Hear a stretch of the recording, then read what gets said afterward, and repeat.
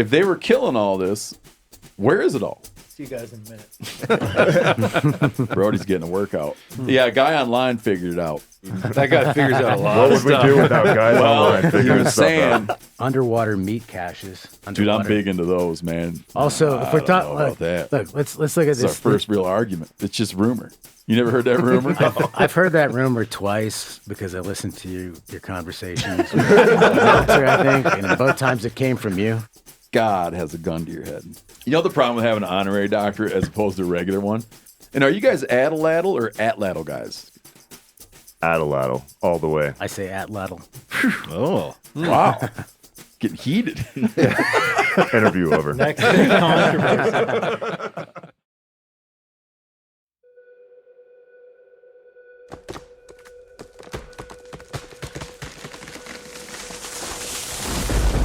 This is the MeatEater podcast coming at you shirtless, severely bug bitten, and in my case, underwearless. We hunt the MeatEater podcast. You can't predict anything. The MeatEater podcast is brought to you by First Light. Whether you're checking trail cams, hanging deer stands, or scouting for elk, First Light has performance apparel to support every hunter in every environment. Check it out at firstlight.com. FIRSTLITE.com. All right, everybody. Today we're going to dive in once again on my favorite subject of all subjects on the planet, which is first Americans. Who got here first? What were they doing? When they come? How'd they get here? Did they kill everything? Did they kill all the mammoths? All this question. And we have found, I'm going to explain this all in greater detail. We have found some fresh perspectives coming out of, fresh to me at least, because I'll explain the whole controversy. This is a controversial subject, the first Americans. And we have had on in the past a number of times David Meltzer to talk about the peopling of the Americas. And today we're going to hear from, is it fair to call you guys all colleagues because you talk about the same stuff? Oh, yeah. Yeah. Enemies? Enemies, and I'm trying to soup it up. We have Enemies and professional. we have disagreements, but we work well together. Yeah, too. no, he respects you guys, and he says you do good work. So, who I'm talking about here today in the studio with us is Todd Surovell, who's the director of the George C. Friesen Institute of Archaeology and Anthropology at the University of Wyoming. If you're interested in the peopling of the Americas and Clovis hunters and stuff, you might go in and check out the late George C. Friesen because he did a lot of, I guess you call it experimental archaeology, right? He went to Africa and experiments, dug some of the most major sites. He's just kind of like we call him the godfather of Wyoming archaeology. Mm-hmm. And he went to Africa to test out stone tools on elephants, correct? Yeah, he did. In Zimbabwe, they had a overpopulation problem of elephants, and they were culling them. So he took advantage of that opportunity to test Clovis weapons on actual African elephants. Alive. Ostensibly dead and dying, is my understanding. Got it. Yeah. Finished them off. Yeah. But he just wanted to see how it would perform. Yeah. Was it a functional weapon for killing an elephant? Yeah. And what did he determine? Absolutely. He had no doubt. He's the only guy in recent time who's hit an elephant with a Clovis weaponry. Yeah. A lot of people have done it actually with deceased elephants, but George did it with living elephants. Yeah, nowadays you guys are constrained by the ethics folks. That's a hard one to get across. Review boards. Real pesky matter. Here's what I'd like to do. I'm going to stab some elephants. And Spencer Pelton he's the Wyoming State archaeologist and an adjunct at the University of Wyoming's Archaeology and Anthropology Department. That's correct. We should also clarify Todd was my major advisor. This is kind of like your Metin Meltzer relationship. Oh. A little bit of he brainwashed me into thinking like he did. So Yeah. So now you have strength in numbers. Yeah. right. Man, I'm reading a book right now. It was a guy we had on the show. Do you remember the gun writer? And he's a big safari dude. I'm trying to get him to come back on. Thomas McIntyre, but his name doesn't look quite like McIntyre. Thomas McIntyre. You know him? He's like a gun writer. No. You don't know what I'm talking about? Mm-mm. I remember listening to that. Yeah. Like what's super interesting about him is, I mean, a bunch of things, but he got super into Africa and spent his whole life hunting in Africa. And a lot of the places he hunted in Africa has now been taken over by Islamic radicals, Islamic fundamentalists. So like he used to hunt, and there's a country no one's ever heard of in Africa called Eritrea. No. Djibouti. No.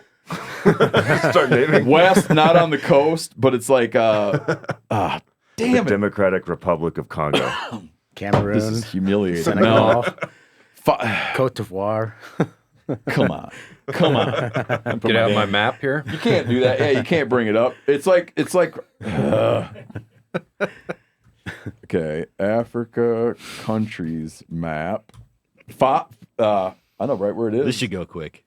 It's no, it has got some coast. Burkina Faso. Yes. Yeah. Yeah, see? No one's ever heard of it. You can't hunt there anymore. And those same dudes that those Green Berets were mixing it up with, like in Chad, are in that area. Anyhow, in his book, he has a long thing. The book is called Rain Without Thunder, or Thunder Without Rain. Thunder Without Rain. It's like a history of the Cape Buffalo. But in there, he's got a lot of stuff about human history. And he's in this big section right now about poisons. Like poisoning spear points. Oh my! Well, you might think that till you read the book. It was very important to poison the shaft. Not the point. Anyhow, the stuff they could take down with plant poisons, plant toxins, and quick. Yeah, there's a classic anthropological video of the Kungsan or the Zhoukwansi, the Bushman in the Kalahari, Yep. hunting giraffe with these tiny little arrows. They just got to get a couple arrows in it and then track it till it dies. I thought their poison was insect based though. He gets into there's three. He gets into the three plant genuses. This is a big, thick book. He gets into the big sort of the big three of plant poisons.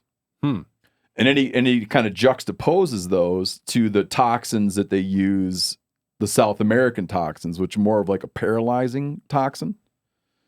And then these different plant toxins they use, but it just gave him like tremendous efficacy on huge shit, killing huge shit. And some of the stuff just tips right over. You're trying to interview him again? Yeah. I don't think it'll happen. He's dead. No. Yeah. When? 2022. His book, he can't be dead in 2022. His book came out in 23. No more canvas safaris. Noted outdoor writer Thomas McIntyre dies at 70. That is November 7, 2022. We're going to need to do a seance if you want to talk. Well, how to did his book come out in 23? I don't know. We talked about it on posthumous. Yeah. Chris Farley's last movie came out 6 months after he was dead. No shit, really? Yeah, I don't think it's that uncommon. What, Heath Ledger's Joker came out, how long, Phil, No, after he died? I'm just talking about that he died. I feel like we should, in the studio, we should have a picture of people who passed on. Okay. That were Who on else the would show. be there? I don't know. You're shitting me. We'll all be I'm there not kidding someday, you. Spencer. It's a good little bit of research right there. Yeah. Damn. When I was doing my my research in graduate school, I came across articles from like the 60s and 70s where they were saying the next big thing in archery hunting was going to be poison. Well, they use it in Mississippi, you know. Yeah. And but there were like a spate of law after this became like a thing. There was a spate of laws passed to prevent you from using. Yeah, a lot of states poison. explicitly say. They used Yeah, that blood clotting poison, didn't they? Who does? I think that's what you're talking they about. do. Yeah. Yeah, you can still use that poison. It's common there. Like I got a buddy. You look at him, you just think he's a normal guy walking down the street. But he's He shoots poison arrows at deer. What the late Thomas McIntyre gets into? That's really heartbreaking. I like that guy. What he gets into is that there's this other book. See, I'm going to be going to Africa this summer, so I'm kind of going to move in. I've been reading a lot about the World War II Pacific theater, but I'm going to start moving into Africa stuff. There's a book called White Hunter, Black Poacher that I want to read next, and it kind of gets into this with like as whites were coming in and safari culture was taking off, there was this effort to sort of like demonize indigenous hunting methods. And so, because they were pushing this, like the only humane way is shooting these large bore rifles, and poisons are, that all these methods they use are inhumane, and this is more humane. And like, and then this effort too to declare these big game ranges. And if you're like a white dude hunting the game ranges, you're like on safari. If you're a black dude hunting the game ranges, you're not doing conservation. You're a poacher. You're this, you're that. And this sort of ethical battle over who has access to the resources, which I'm just now digging into. But I wanted to have him on to talk about Cape Buffalo. I'm looking at his Goodreads page. His last published work, according to them, was 2012. And they're pretty thorough. That's a bald-faced lie, buddy. Because did you type in... Second editions? Did you type in Thunder Without Rain? No, but I You're lying bald-facedly. Well, Spencer's not lying. That's what I meant. Yeah. Mm-hmm. Well, no, because I feel like if you read lies and put them out... You're a liar, too. You're a liar, too. All right, moving on. We're gonna die. We gotta have plenty of time to talk about Clovis hunters. But real quick, someone wrote in mad because I have this. There's a few problems I always have. That like it would take like electroshock treatment to have you quit having the problems. One problem is the whole Roosevelt thing, which like Franklin Roose, Theodore Rose. Did you know there's a split in the family? No, I didn't. That screws me up. And the other thing is, what else screws me up is one of the proper name for my highest honor. Not referring to my honorary PhD, but referring to me being a National Wild Turkey Federation, or like to me being a royal slam holder, which I often refer to as a super slam holder. The guy wrote in very mad that I routinely get wrong what it is and insult the good folks at National Wild Turkey Federation. It's a royal slam.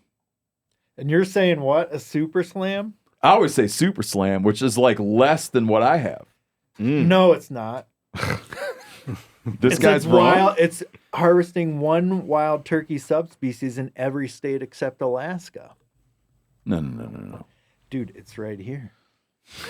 The royal slam, according to this joker. Phil, get on Goodreads. What's his name? According to Brett. Brett says, it seems like this is the kind of thing you don't need to argue about since the internet came out. But like, it's like, I can read you what NWTF defines. Please, each let's slam. go with them. NWTF, Grand Slam is all 4 U.S. subspecies. Got Royal Slam is the Grand Slam plus the Goulds. Got it. World Slam is Royal Slam plus the oscillated wild turkey. That's where I'm not hip. And then what Brody was talking about, the U.S. Super Slam harvests one wild turkey subspecies in every state except Alaska. So So Brett is right? Brett's right. You Brody's say wrong. that you're a super slam holder, or Well, I say it wrong. that's what I'm saying. I am a royal slam holder. Which Yes. is all 4 U.S. subspecies plus the Gould. So does that change how it matches up against your honorary doctorate? His Since royal it's a doctorate. royal, You know the problem with having an honorary doctorate as opposed to a regular one? You're like, if you do I don't have a resume, but were I to make a resume, you're not allowed to put it under education. Oh, where do you put it? Honors. Awards. And that's a problem? it's a tell. It's a real tell. Yeah, because then people look and they're like, yeah, I don't like that. But if I had an honors thing in my resume, it would be like royal slam holder, and then. Okay, we're not going to talk about these artifacts that just came out of. Just not even going to talk about it. The artifact, the 6,000-year-old hunting kit, which is in like pretty nice shape, coming out of a cave in Big Bend National Park in Texas, because on Radio Live, Spencer's going to be talking about the guy that did the work. In a few weeks, we're going to interview the guy who found it. Can't talk about it. Now, okay, hold that thought for a minute. There's one last thing I want to talk about. Because this is going to forget I said that, because I want to segue that into these boys. Yep. But you know what's really funny that I've been laughing about is a word choice thing. Alaska Fish and Game Department. You know, they're doing like a tag lottery, and they refer to a tag. I can't get enough of this. They referred to a big game tag as prestigious, as though holding it. Like if you look up the word prestigious, just read it real quick. What does prestigious mean? It'd be like holding the tag. You'd put it in the honors section of your resume.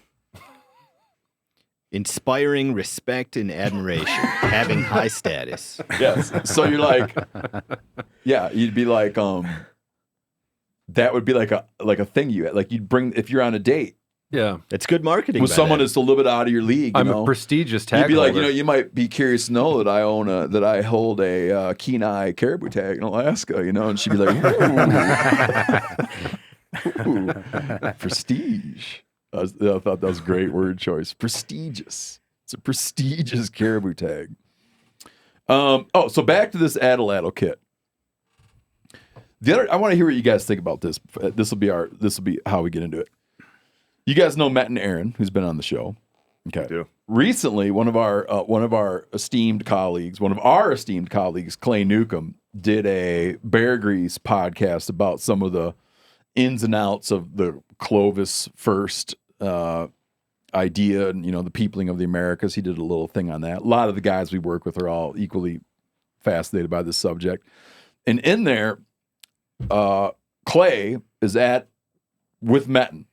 And Clay's observing that what I always tell him, which is during the Ice Age period we're talking about, whether you go back, let's just for convenient memory's sake, we go back like 10,000 years ago, they weren't shooting bows.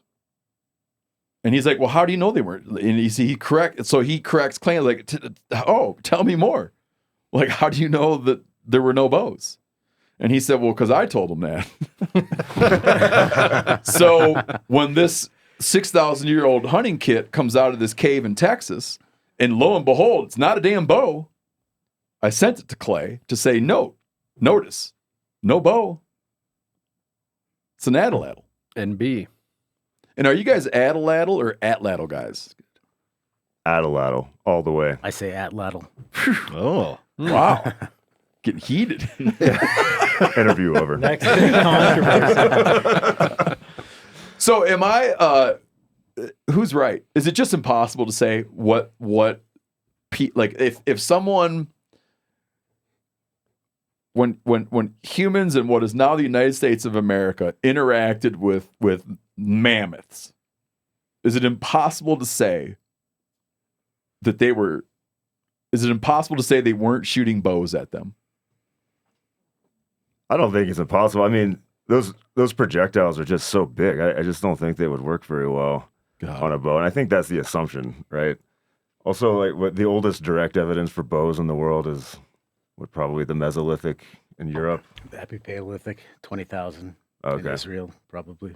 Oh, really? They haven't that long ago. Well, it depends. I mean, the way we infer bows is usually based on the size of the stone point, because we very rarely find the bows themselves. Uh-huh. I actually found one once in Denmark that was 6,000 years old. That's incredibly rare, right? So What was that bow made out of?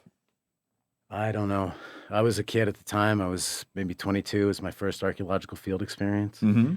And it was about a 10-inch piece of a bow that had broken, and it was recycled as part of a fish trap. What? Yeah, we were digging in this, like, they call it gutsche. It's like this really muddy sediment.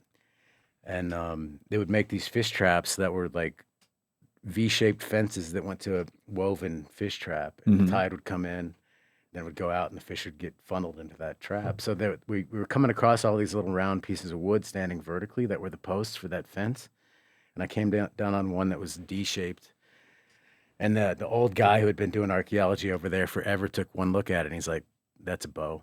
And he dug it out, and sure enough, it was nice shaped end piece of a bow. Are you serious? Yeah, it was wild. But that's really rare. Like, normally we're inferring the technology from the hard parts that are preserved, right? So finding bows themselves is really, really uncommon. We do have atlatls, we do have bows. But the basic argument that's usually made in distinguishing between bow and arrow and atlatl is the size of the point. Once they get really small, we say, well, arrows are there. We have bow and arrow. Yeah, but that's testable, right? I mean, like, I'm sure people could mess around and see, can you shoot a Clovis point? I think people have done like ballistics experiments. David did that for his thesis. Yeah, David Howe, one of our master students, he's a great public science communicator in his own right, but he did some ballistic experiments with like a crossbow and just basically made points of, from that big, like, say a centimeter long up to the size of like a Clovis point, and tested the accuracy of those things, the further, like according to size. And I don't remember his conclusions, but he concluded that you get to a certain size and the accuracy declines dramatically with bow. Yeah, and if you're looking like a stratified archaeological site, like a rock shelter that's just got layers and layers of stuff in it, if you map out the widths of those projectiles through time, there's usually this dramatic decrease in width. In Wyoming, for instance, it's like 1,500 years ago or so. And that's generally assumed to be demarcating the transition to bow and arrow. Yeah. Where you've been using spear throwers, and all of a sudden you get a bow and your projectiles just decrease in size really rapidly. Got it. You know that dude I was talking about, Clay Newcomb? Yeah. He killed it. He put a Folsom point on an arrow and killed a bear with it, and the bear piled up in 20 yards. I think was that on YouTube? Yeah. I think I saw that. I mean, he shot it. What he shot it from like three yards close. or something like that. He dug an underground pit, and then had a bait pile because he knew he wanted to almost be shooting up into the bear. So he was underground because he wanted a good angle on it. That's some next level shit, man. Yeah. Folsom points are interesting because they're really, really fine. Like a nice, really well-made Folsom point's really light. I would think it would work just fine as an arrow point. Let me hit. I want to do something real quick. I'm gonna try to do it quick. I want to lay out the current. I want to lay out what is the debate. Which debate? There's many debates. The big debate. Yeah, the big debate. I want to lay out or maybe you guys. One of you guys want to do it? Lay out to me, but I want you to give the other side a fair shake. No, I want to do it. Because I don't want to make you. I don't want to make you argue someone else's argument. Okay. I don't mind making that argument. Oh, okay. Lay out the debate. Unless you want me to do it. Well, you did just get this honorary PhD. Maybe this is your oral exam. Well, it wasn't in this, but I'll. Okay. All right. For most of my life,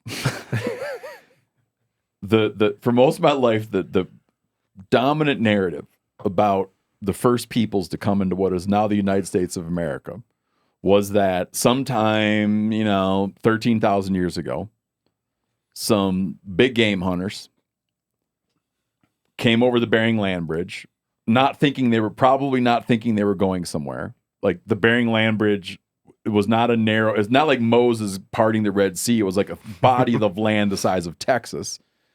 Generations probably lived and died on it without knowing they were going anywhere. Came into Alaska. Were prevented from going south because there was just massive ice sheets. This is like the Ice Age, big glacial ice sheets. Eventually, this thing opened up. It's been described like an ice-free corridor opened up, and it's been described as if you imagine a long coat that has a zipper on the bottom and a zipper on the top. The glaciers melted, created this thing called the ice-free corridor. And these hunters kind of spilled down onto the American Great Plains around the site of Edmonton, Alberta, and then raised hell on mammoths, managed to wipe out mammoths and a bunch of other megafauna. And it was this like distinct culture.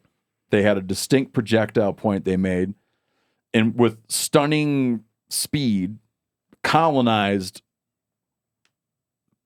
the United States. Down into Mexico, they were everywhere. They were in Florida, continents, South America too. Yeah, they were in Florida. They're in Washington State. Their points are up in Michigan. They were just poof everywhere. And then out of that group, eventually, like, came all these different cultures, and then you start seeing these distinctive cultural markings. In the last, handful of years, it's become these new archaeological sites have thrown this into question. putting forward the idea that people were here much longer, that the people that were here earlier weren't Clovis, and that Clovis evolved here from other peoples that showed up here. The ice-free corridor thing isn't true. And these new people instead came earlier. They came in boats down the coast. And then they somehow morphed into these mammoth hunting Clovis people. How is that? It's pretty good. Really? Yeah, that's a good synopsis. Wow. Yeah, I mean, there's a number of different issues there, right? Like there's the date of arrival to Alaska. There's the date of getting south of the ice sheets. There's the issue of how did they make a living? Did they drive this extinction event? There's a number of separate issues there. Did they take the coastal route versus the inland route? And you're right that we've sort of tied up Clovis with ice-free corridor, pre-Clovis with coastal. We don't necessarily have to tie these things together, or like Clovis with overkill and pre-Clovis with not overkill, right? All these things we can sort of view independently. Let's start with this. When I say, like, tell people, like, what is Clovis? When we say Clovis, what are we talking about? Just stone tool technology at the most basic level, but I think it's also come to be associated with a lifeway, highly mobile, use of really high quality raw materials, seemingly a preference toward hunting large-bodied animals, widespread across North America and just to some extent into South America. If you're looking at like fluted Fells Cave points, fishtail points, yeah, and another really clear attribute of Clovis is wherever you find it, it dates within a very, very narrow time range. Depending on who you ask, the Clovis period is 300 to 500 years. And that was it. Yeah, they're really consistent dates across the country. What Spencer mentioned, that it's sort of a pan-continental phenomenon, I think that's a really important part of the story, because that's not really a thing. After Clovis, you do get this regional differentiation, and never again do you see it, right? So it suggests that there's really something special about Clovis, and right, the traditional explanation is that this was the technology made by the first people, and they're spreading this technology across the continent, and that's why it's everywhere. It's interesting because it's a really unique kind of spear point. It wasn't used as fluted points, right, where they take these flakes from the base. Were used for a very brief period of time and never again. So it's like this really, really good cultural marker of this particular time period, and it is a pan-continental phenomenon. So how does that happen if people are already here? Well, the argument, I suppose, is it's like a really popular stylistic idea of how to make a point that spreads among existing populations. Can you describe what you mean by a flute and a point? Like if they picture a stone point, they have one image in their mind, maybe a couple images, but like what is a flute? What does a Clovis point look like if you're going to draw it? Yeah, so I would say when most people think of an arrowhead or spear point, right, they're thinking sort of the notched variety. We've got sort of a triangular, bifacially flaked piece of stone that have notches coming in from the corners or the sides. Mm-hmm. That's a later invention that comes a few thousand years after Clovis. With Clovis, we're talking about what we call a lanceolate point. So it's long, it's narrow, it comes to a tapered end, and the base is basally indented. It's concave. Can you hold that thought? Brody, would you do me a mega favor? Sure. Can you run in my office and grab my Clovis thrusting spear in the corner? And then I got on my desk, I got some Clovis and Folsom points. Yep. And then the flute, the word comes from like the flutes in a column, right? It's a groove. So the really special thing about Clovis points and similar points that follow, like Folsom points and other regional varieties of Spencer's got something here for there you you. go. Yeah, so dude, that's badass. You met this dude when you were in Laramie. This is a good visual aid.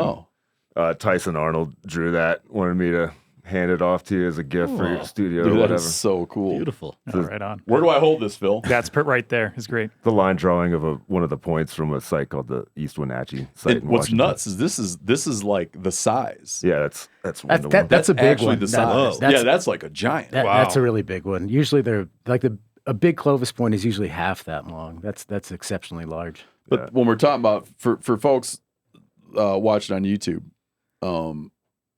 this is the flute. That's the flute. So you take and that's flakes, a real bitch if you're a flint napper. It's really hard to do that. Like a high failure rate. Yeah.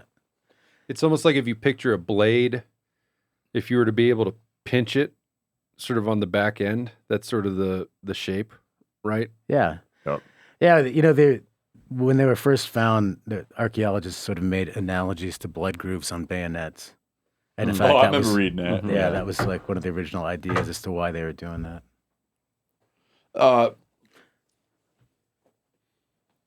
That 300 to 500 year period. Can I want to take a stab at like a little bit, just trying to describe what you're saying about. Did that mean that everybody caught on, or did that mean like? Does it make more sense that the reason everybody was, I can't say everybody. Well, let me ask this question. During this 300 to 500 year period, if you find a Clovis point and you date it, it's this 300 to 500 year period. Do you go anywhere else? Can you go anywhere in the U.S. and find other technologies that sit right inside that too? Like that there was different, or is everything from that window Clovis? It's a really good question. Generally speaking, everything from that window is Clovis, except for the site we just dug. Yeah, I mean, there's a little bit of evidence that Great Basin has some different stuff going on. That's true. Some stem point components. By stem points, we mean they're not fluted. They're kind of, there's more of a stem. So the bottom, the base of the point kind of constricts more. As a shoulder. Some of those components seem to overlap with Clovis a little bit from the Great Basin. Very different technology. And you look in some of those rock shelters there, and the lowest most components there seem to overlap with Clovis slightly, although Clovis still seems to have some slightly older dates and that stuff. Got it. And then we talked about this, Spencer, we talked about this where what's kind of upset this idea that the Clovis first idea was that they find these older sites. And I don't know if you're going to regret your word choice. But you said a problem with these really old archaeological sites is they're not normal sites. Yeah. like there's been tons of stuff in the media, you know, or there was at a time like the footprints in white sands. Okay. Right. You got that. You got the dude out in Chesapeake Bay who's claiming to find really old stuff eroding out of banks in Chesapeake Bay. I know you're only here's the points. See, we wound up having this picture show up, Brody. Oh, gotcha. This is like an actual size. Would you guys say that's a more normal? Yeah. Yeah. That's a rep. I can't typical. remember what one that's a replica. That's a replica. No. This is a handmade one. And then here's one hafted to a knife. These Metin pieces. Metin pieces. And here's one hafted to a dangle that spear right in front of this. So it's in Phil's picture. Here's a Clovis point hafted, and it's like gripping it. Like imagine there's that the wood is grabbing it like this, and it's bound. Got it. That's a hell of a flint knapper, man. Or Not many it's people grabbing can it do like this. Yeah, split shaft, we call it. Yeah. Tell me about these really old sites. And Well, if we're going to talk about them not being normal, let's talk about what is normal. yeah, tell me what's a normal site? So, a lot of Clovis sites, many of the early ones were large mammal kill sites.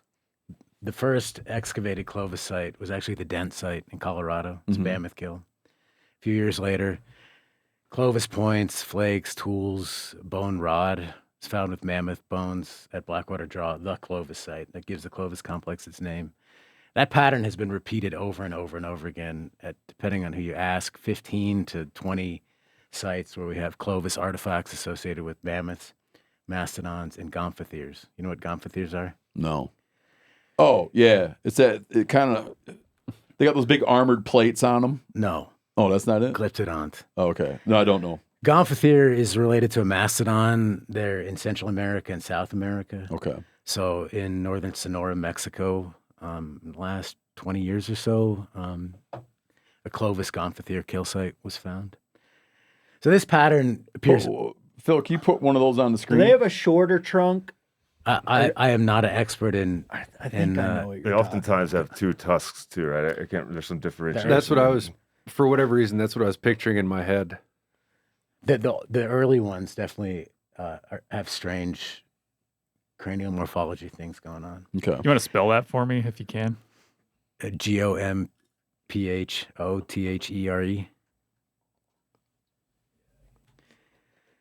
So that's one aspect of Clovis. We also have Clovis bison kills, at least 2 of those, one in Oklahoma, one in Arizona. And then we have Clovis campsites.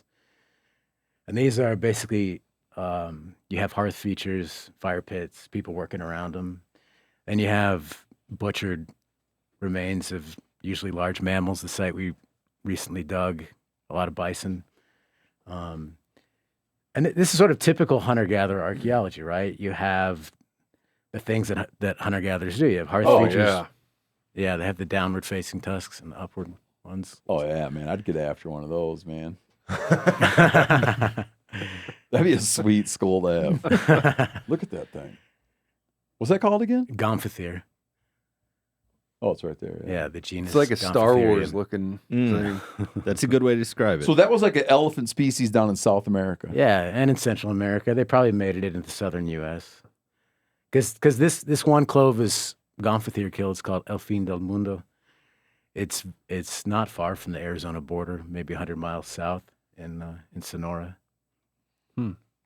Wow. This says they were on all continents except Australia and Antarctica. Okay. All right. So Clovis archaeology is pretty typical for hunter-gatherer archaeology. I mean, you have these domestic sites where people are camping, sitting around fires, making and repairing tools, cooking, Bone beds. scraping hides. Then we have bone beds, and we also, of course, have the Anzac burial not far from here. Right, we have human remains. Is it true that no one's ever found a Clovis point actually stuck into mammoth bone? That is true. Yeah. Now, there was a case from Brazil somewhere where there was some kind of lithic stuck in, I want to say, a Gomphotheria skull, but I saw that a long time ago. I need to check that. Do you know that there was a rumor at the Clovis type site? For a long time, people were just hauling that stuff away. And I went there once and did a lot of reading about it. And there was like a rumor that some bus driver, that like they took kids out to see it, and some bus driver allegedly took home a mammoth skull that had a point embedded in its eye socket. But it's just rumor. I've never heard that. You never heard that rumor? I've heard that rumor twice because I listened to your conversations with Meltzer, I think, and both times it came from you. Dude, Everybody's saying it. No, everybody's talking. I'm gonna find where I couldn't have made that up. No. That a bus driver took some kids to see it and then hauled the thing home with them. I wouldn't have made that up. It's too much detail. I gotta find where I read that. Wherever I read it, I think is on my bookshelf. Well, if you find it, let me know. I want to see that.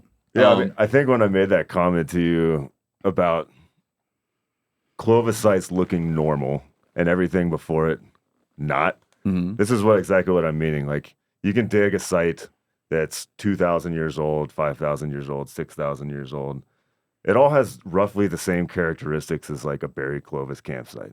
Because hunter-gatherer campsites look a certain way. There's like concentrations of artifacts where people flint napped, and there's hearth features that people congregated around to talk and eat and work hide and things like that. The pre-Clovis record to this point has nothing like that. It's all weird stuff.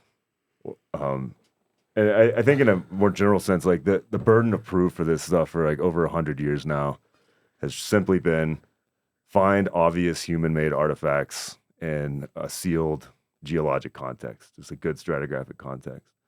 And I think in our view, you can point to any number of these sites that date before Clovis, and you can say either the artifacts look a little weird, or there was something I gotta weird stop with you. the When you say geology. weird, what do you mean? I mean, not obviously human-made.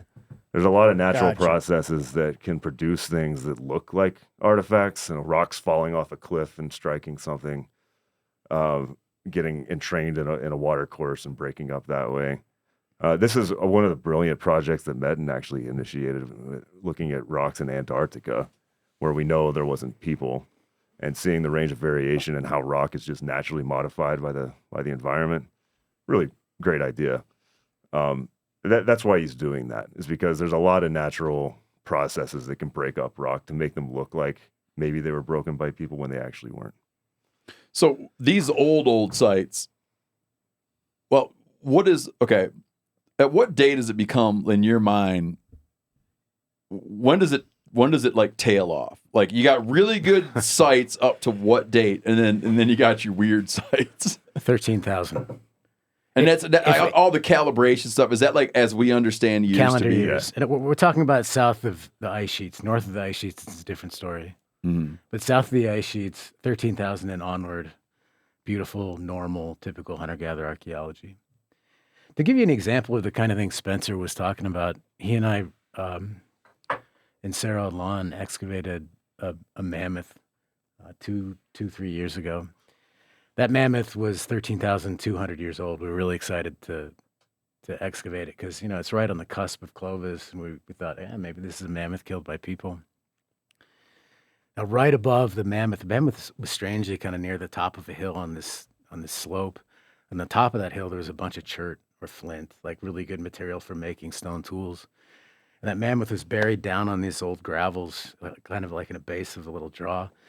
And we kept finding little flakes. But all of this local raw material, and they're all tiny, like 2 millimeters. Mm-hmm. And this is like a perfect scenario for producing things that you could interpret as human-made artifacts that clearly aren't. This is all of the local material. Most of it has cortex, meaning it's just like a little chip taken off of a natural cobble. Looked nothing like a typical lithic assemblage. And there are pre-Clovis sites like that where you have these things that look sort of like artifacts, but they're probably not, but they're interpreted to be artifacts. And there's also a lot of really strange things that show up in pre-Clovis sites that are argued to be evidence of humans that aren't the typical things like chipstone artifacts. And I made a list of those kinds of things if you're curious. Hit me with the list, yeah. All right, so footprints,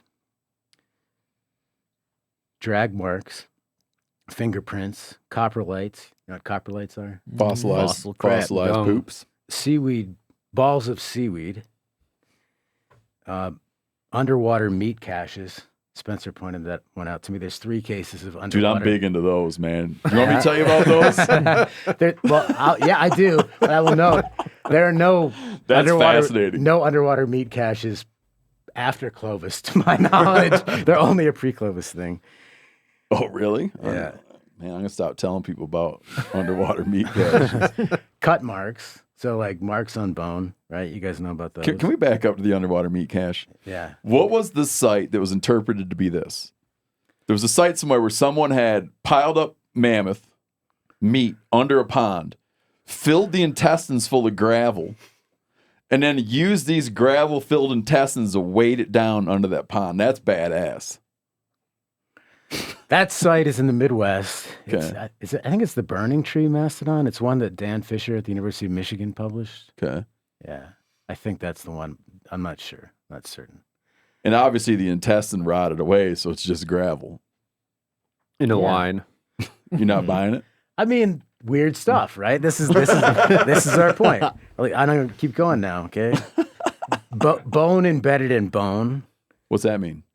Like you have a mastodon bone and there's like another piece of bone like stuck into the rib that was healed around it. That they argued was a spear point. And not two of them duking it out or whatever. That's what other people have said. Right. Yeah. Other bone modifications, like the ways that bones have been fractured, like you have no artifacts, but bones are fractured in weird ways that seem like only humans could do it. And the last one on the list is a pit full of grasshoppers. Okay, so this is... I just told you about probably 20 pre-Clovis claims, right? All this weird stuff. Yeah. As opposed to like... what we'd like to see is like, let's just say some flakes from napping stone around a hearth feature in a really good stratigraphic context. It's well dated. There are millions of those on this continent. There are 0 of those in pre-Clovis. Mm-hmm. That's it. When you're talking about stratigraphic context, like we're talking about eroding banks, you're talking about digging out a hillside. Like what are what are you, when you're thinking about where to look for a site, sort of what are the considerations in mind? What is like a normal site versus what makes things unusual? I can speak to Wyoming at least. The best places to find buried archaeology in Wyoming are like rock shelters and floodplains. In Wyoming and Montana, you walk around the landscape, which you guys do a lot, hunting, fishing, whatever. Most of the landscape that you're walking across has basically zero potential to preserve an archaeological site. If you're on the side of a hill, if you're on a really high surface that gets wind scoured, all those areas you can drop artifacts there. But if they aren't buried immediately with like datable material or whatever, you can't really preserve that archaeological site, right? You have no idea how old it is. But if you drop that stuff in a floodplain that receives like annual flood events, it's going to get buried slowly over time and get sealed within that stratigraphy, and allows us to go back later and actually have, with some degree of certainty, an idea of how old that stuff is, and that it's not, say, mixed with something that's like 10,000 years younger or 10,000 years older. It was just laid down in a really specific location conducive to preservation. It's actually kind of rare, right? Like if you think about just the range of human behaviors that you do every day, even if you're out hunting or whatever, most of the stuff you do is not going to be preserved in the archaeological record. It has to be this confluence of like behavior and geologic context coming together to really preserve that activity. When Clovis was happening in the Americas, what did the technology look like on the rest of the planet, like during that 300 to 500 year window?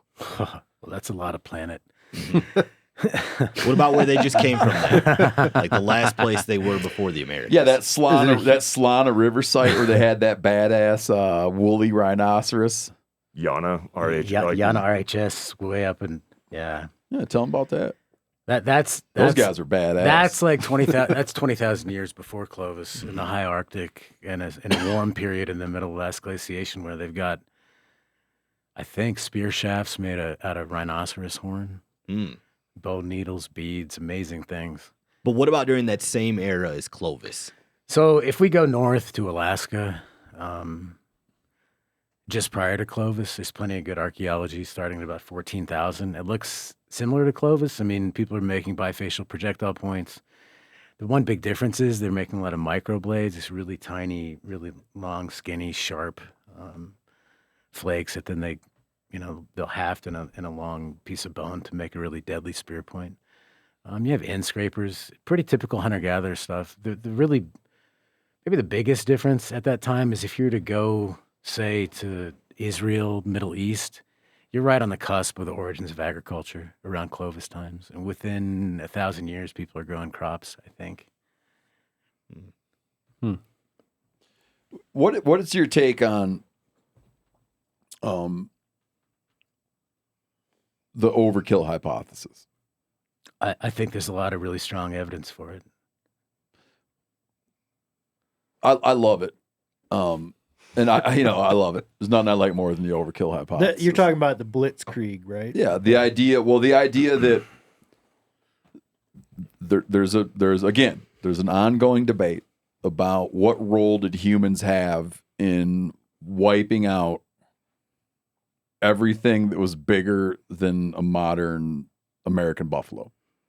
Like when it was over, like not only that, during this period of time, like let's say from 20,000 years ago to 10,000 years ago, I think 9 genuses, so 9 genera of animals went extinct.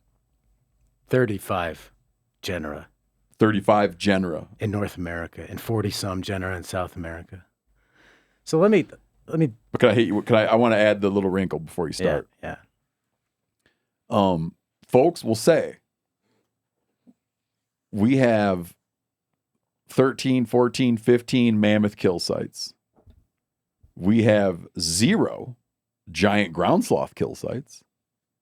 We have 0, what was that big ass 100-pound beaver?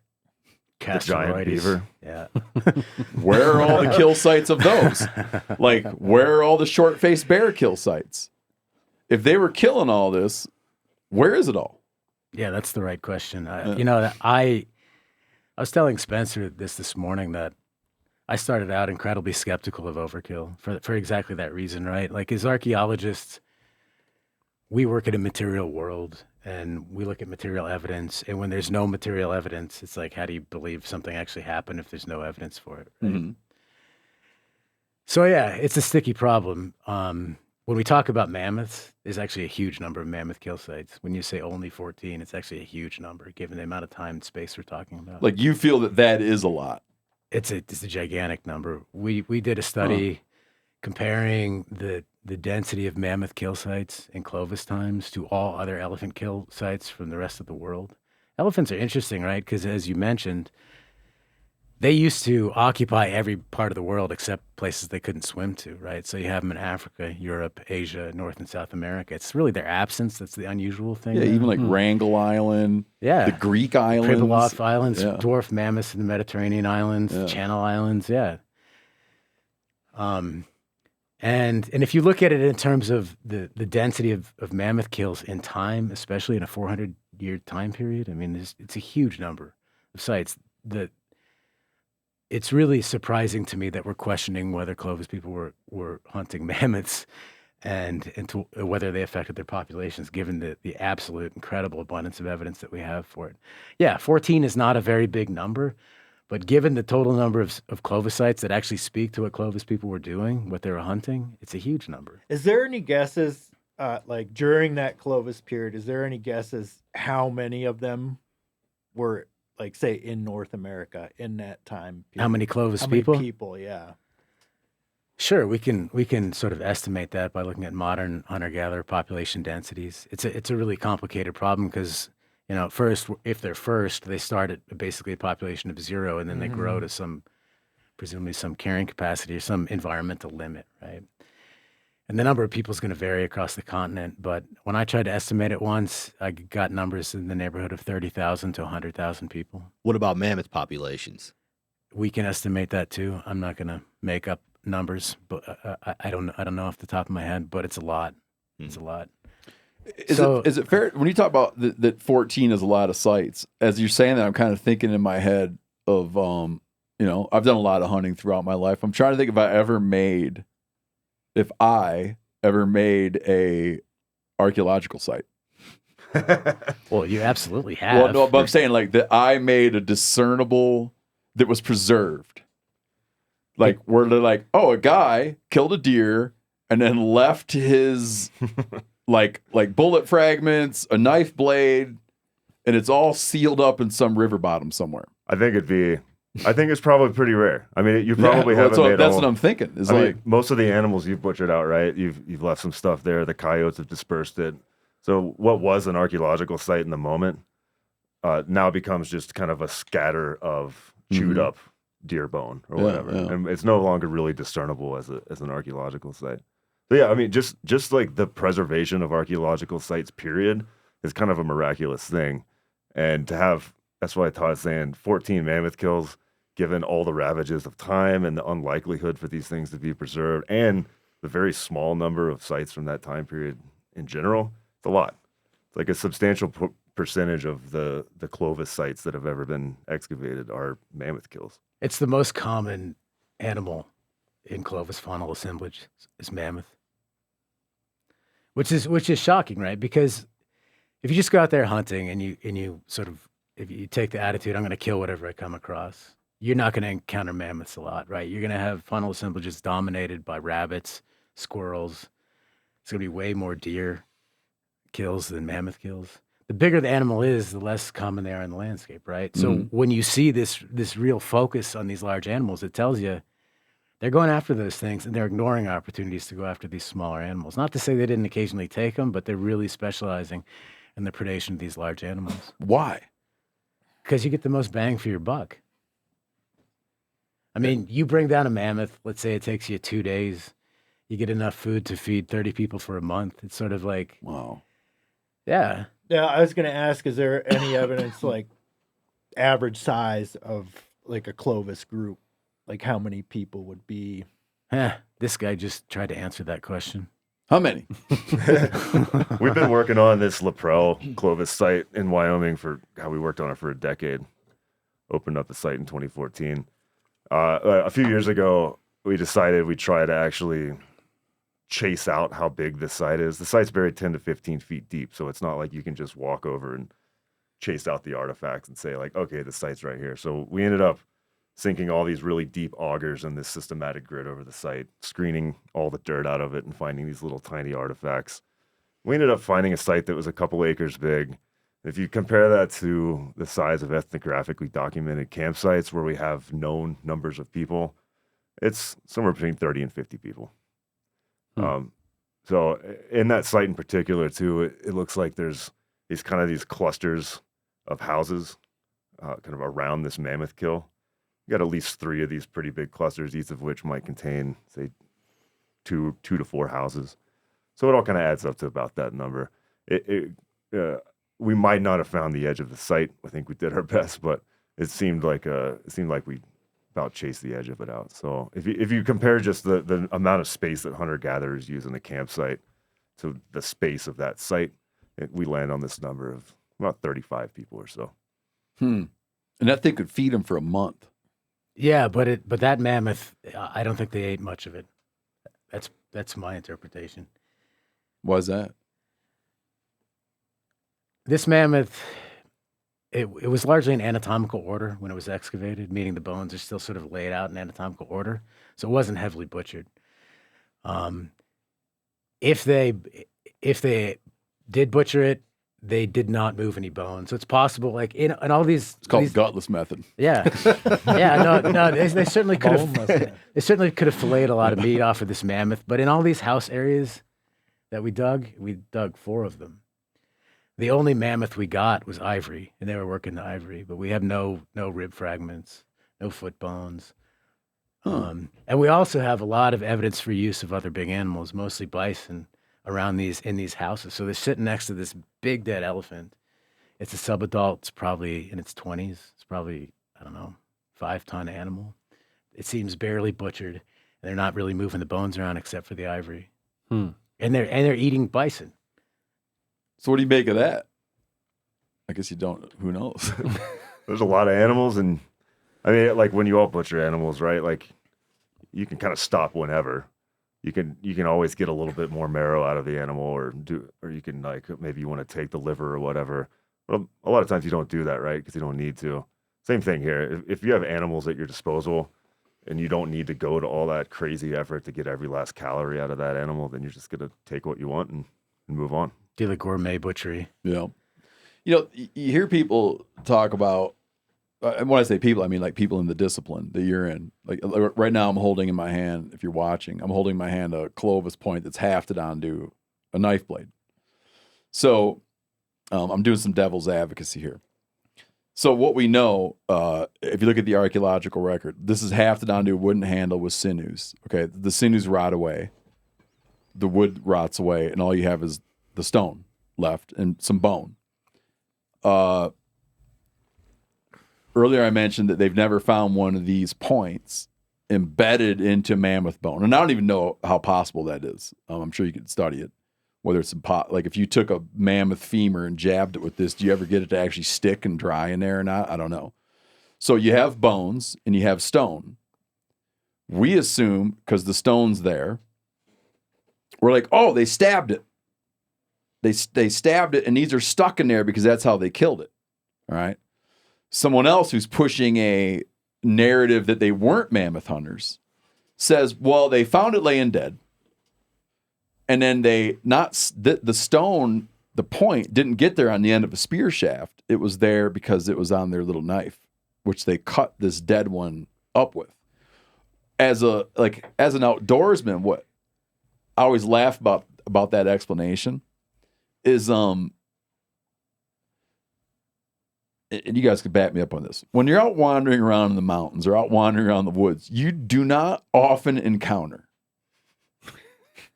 fresh dead stuff. I can almost go out and say like it doesn't happen. On a 2-lane highway, yes. Yeah, but I'm saying out. Yeah. Encountering all this fresh dead stuff. If you wanted me to produce a dead thing, it'd be much more like I would be much quicker at producing a dead thing by killing it than I would wandering around until I found it. Do you know what I'm saying? So I've always laughed at, but that's like an idea is that they were just finding them laying around everywhere. And if you did find one, would you go, shoo-wee, that's good eating? Dive it in. I don't think so. So yeah, I mean, I've had this argument with colleagues, right? They're like, this site we're digging, Laprelle, there's this dead mammoth there. There's not a Clovis point in it. Mm-hmm. There's a Clovis point about 40 feet away from it. And people there is? Say, yeah. Oh. Who found that? You know, somebody we paid to dig. Seriously? Yeah. In an excavation unit, yeah. Yeah. 40 feet away. It's a big site. There's this dead mammoth and this really cool camp around it, right? And the Clovis point is in the camp area. But people will say to me, not in with it. Not in the mammoth. Got it. People will say to me, how do you know that mammoth wasn't scavenged? And the argument I make is exactly what you just made, which is there are a hell of a lot more opportunities to exploit alive mammoths than dead ones. Also, you know, there's sort of this divide in the discipline about whether we see Clovis hunters as sort of living in this land of abundance, as Spencer sort of just described. Why eat this really lean mammoth if I can access bison anytime I want? Sort of the idea I'm the first person in this land and these animals are naive to me and like it's easy living. Versus these are the first people in the land. They're kind of lost. They're scared of these big animals. They don't know the animal behavior. It's dangerous to hunt them, so they're being really cautious, right? Mammoths are too dangerous to hunt. But they've been dealing with them for generations and thousands of miles. I'm on your side, man. I mean, I think these people. I mean, they were like but think about it, and you're right. They have a 100-year generational beyond that history because they of were them. there's mammoths in Siberia. Absolutely. They would know no reality. They would know no reality in which even their most distant ancestor wasn't dealing with them. I would say even if they came into the Americas and had never seen a mammoth, they would really quickly learn how to expertly prey on that animal, and they would enjoy the hell out of it. In part because of the danger, in part because you bring down all this meat, you can make your life for all your friends better. You can use that for social capital. You get a lot of prestige bringing down an animal like that, right? So yeah, I very much think this was a good time to be a human when you're the first person in a place. You guys understand that as hunters, right? You want to hunt where nobody else hunts. Yeah. That's where the big animals are. It's where you have the best opportunities. It's where you have the most animals, right? We see this. This is something I've explained at various times to people is like you can find isolated instances of what it might have been like for them because when you look at when whalers or like as soon as transoceanic shipping and whalers started hitting these islands that no one had ever been on, like no one found the Seychelles until transoceanic shipping. Like no one found it. There's one mammal, a fruit bat. Only one. It's so far out there, like no mammal had found it except for a flying mammal. When dudes get on these islands, they're just picking shit up. They're walking around just grabbing birds by the neck. Birds are trying to land on them. They're like literally carrying, just like picking up and carrying turtles and stacking them in their boats upside down. Yeah, the survival of giant tortoises on the Seychelles, the survival of giant tortoises in the Galapagos, the same thing in both cases, right? No humans know the historic period. Yeah, and the people that get there are like, goners. we just filled our boat. Yeah. Like with live ones. So about the knife question, I did a study with Dave Kilby and Bruce Huckle and others looking at this question of Clovis as knives and the idea of whether, Clovis points could actually kill a mammoth or not. And one thing we looked at was where you find complete points versus broken points. Complete points, people generally don't discard functional tools, right? Yeah. And we know from later bison kills that you really commonly find complete points in bison kills. Because you kill this big mass of animals, you lose the points, you lose them in the mess, and you don't get them back. It's like a really common place to find complete points. In camps, you find the broken points. When they do retrieve the weapons, they're broken and they retool. You find the broken ones in camps and the complete ones in kills. So we looked at this for Clovis, and we find absolutely in these mammoth kills, you have a lot of complete points. If these are knives, you have to ask yourself, why are these people discarding 6-inch, beautifully functional. Oh, it takes you forever to make. That's been in their hand the whole time, presumably, if they're butchering, cutting it. right? Yeah. Like at the Naco Mammoth, you've got 8 of these inside the animal. And by the way, Yeah. you keep asking about like artifacts embedded in the bone. And mammoth bone that has been found twice, I think, in the Upper Paleolithic of Europe. At the Laner site, which is a mammoth kill in Arizona, there are 2 Clovis points right between the ribs of a mammoth. Right? We'd expect them to find them, you know? So, yeah, not embedded in the bone, but pretty much in a place where you shouldn't be questioning what this association between a weapon and a dead animal is, right? That is a good point. That if you got that big old pile of all them guts and shit, you know, that if you had stabbed them in there, you might not retrieve them out. I mean, I've cut my hand on broadheads that I couldn't find inside deer.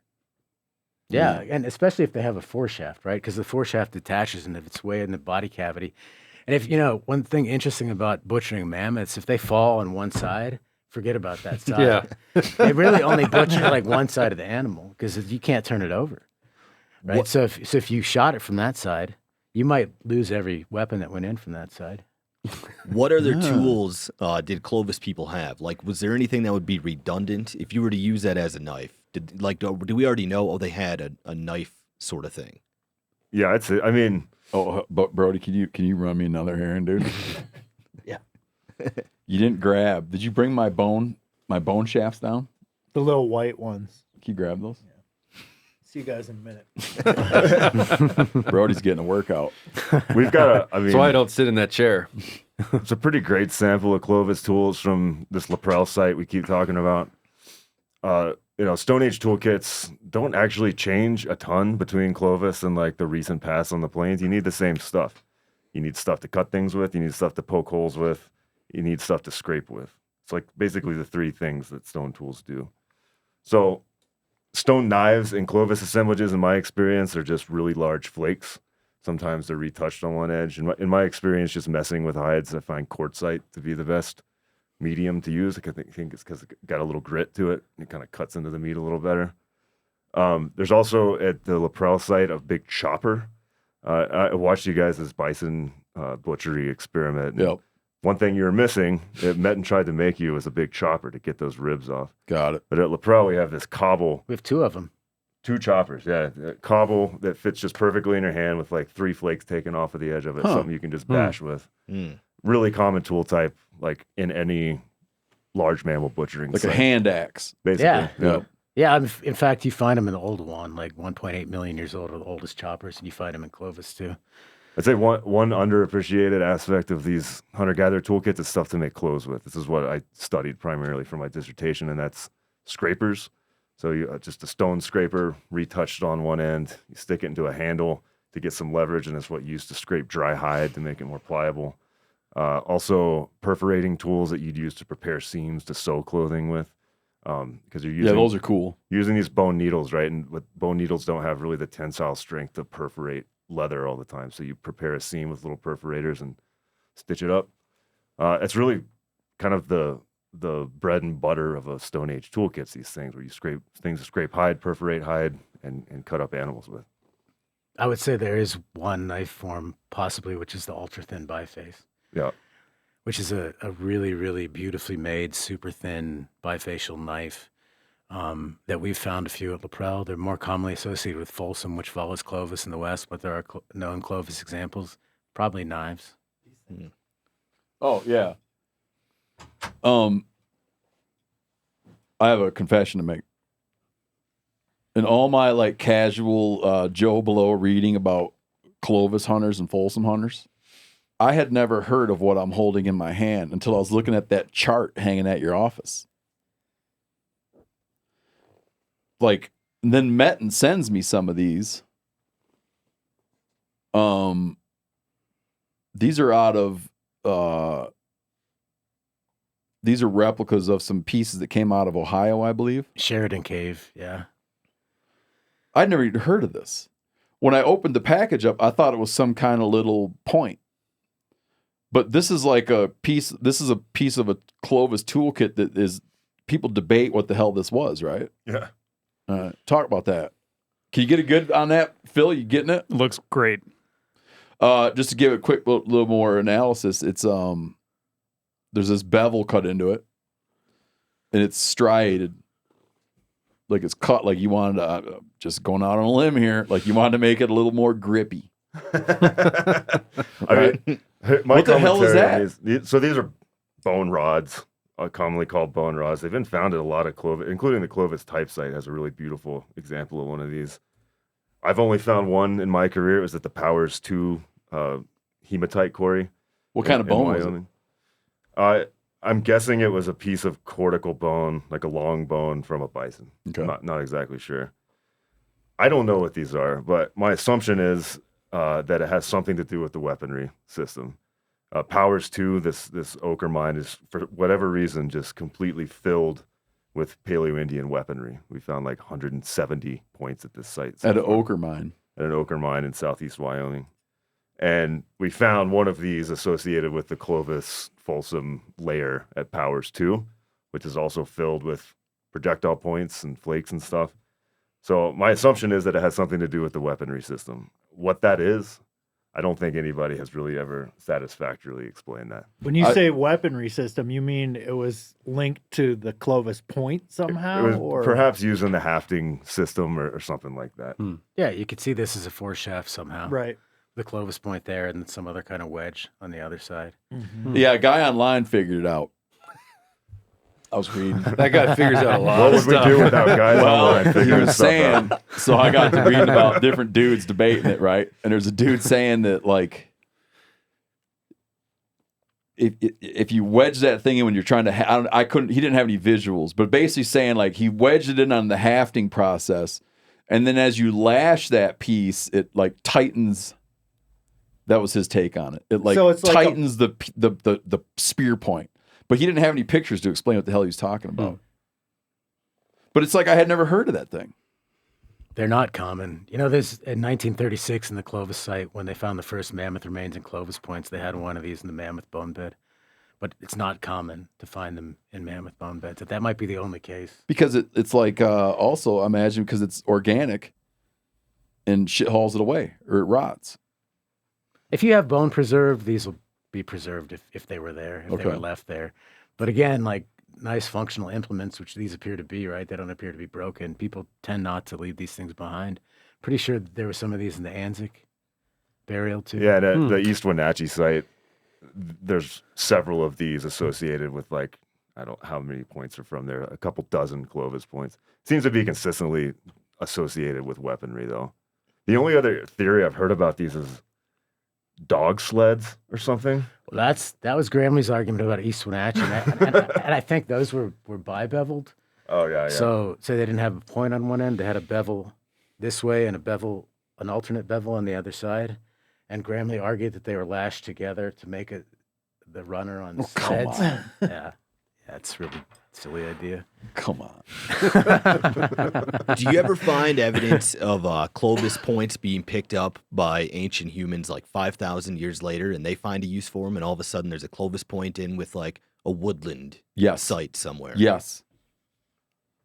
I know one example off the top of my head, and I'm pretty sure everybody cites this one example. I've actually never tracked down the citation to it, but I've heard over and over again my entire career that somebody found a Folsom point in a Pueblo. Yes. Yeah. That's what I heard. Me too. That's what I heard. That's the one example of that like happening. Like an Anasazi, the so-called Anasazi or ancient Puebloans, that some Pueblo had one where some dude's like, look at that, brought it home.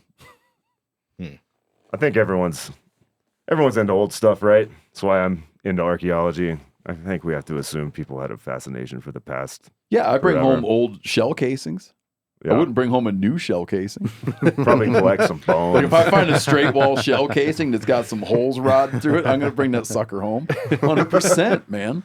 You got. But if I found one of my buddies, I'm not bringing it home. Got a spot in your garage where you just stack all your treasures. Mm-hmm. Look at this, a 27 Nosler case. It's got to be, it could be up to 15 years old. Yeah, I'm bringing that home. Steve, like 20 minutes ago, you asked about the absence of evidence for like hunting all these megafauna. Yeah. Can I say something about that? Say everything you want to say about that. So when you talk about like the giant beaver, right? Those guys, my understanding is they're living in the Northeast, in the Midwest. In terms of what our evidence for Clovis subsistence in that part of the world, we have about 2 bones that happen to preserve in a fire, and they're both caribou. bottom line is there's this huge blank spot in what Clovis people were doing in that part of the country where that animal lives. We basically have no evidence for anything, any subsistence at all. Because it's not suitable to preserve? Right. So is the absence of evidence of hunting of giant beaver meaningful? Probably not, right? We can't really interpret it one way or another. And a lot about the Clovis record of faunal use is that way. Like if you say, well, there's no evidence for Clovis use of sloth, well, would you expect to see it at a mammoth kill site? Probably not, right? And that's what most of our sites are. So is the absence of sloth in mammoth kill sites interesting? Probably not. Now, if we go to the Aubrey site in Texas, this big Clovis campsite, they do have sloth dermal ossicles, which are these little like pieces of bone embedded in the skin that armored these giant ground sloths. Mm-hmm. Is that evidence for Clovis hunting of ground sloth? A couple dermal ossicles in a Clovis campsite? It's pretty ambiguous, right? So the record is really hard to interpret. I will say there is recently published a sloth kill from Argentina called Campo Laborde. It's late Pleistocene, big, I think, Megatherium. I'm not sure which sloth. So there is some evidence for sloth use in South America. But just maybe to end this big train of thought, the most damning evidence for human causation of the megafaunal extinctions to me is you don't even have to do archaeology. If you just did paleontology around the world, everywhere that people went to, and you just looked for a big extinction event in the last 80,000 years, and you find one, in every case, in every landmass, that marks human arrival. 100%. Yeah. And it's not just a North American thing, right? It's not just a South American thing. It's an Australian thing. It's a New Zealand thing. It's a Europe thing. It's an Asia thing.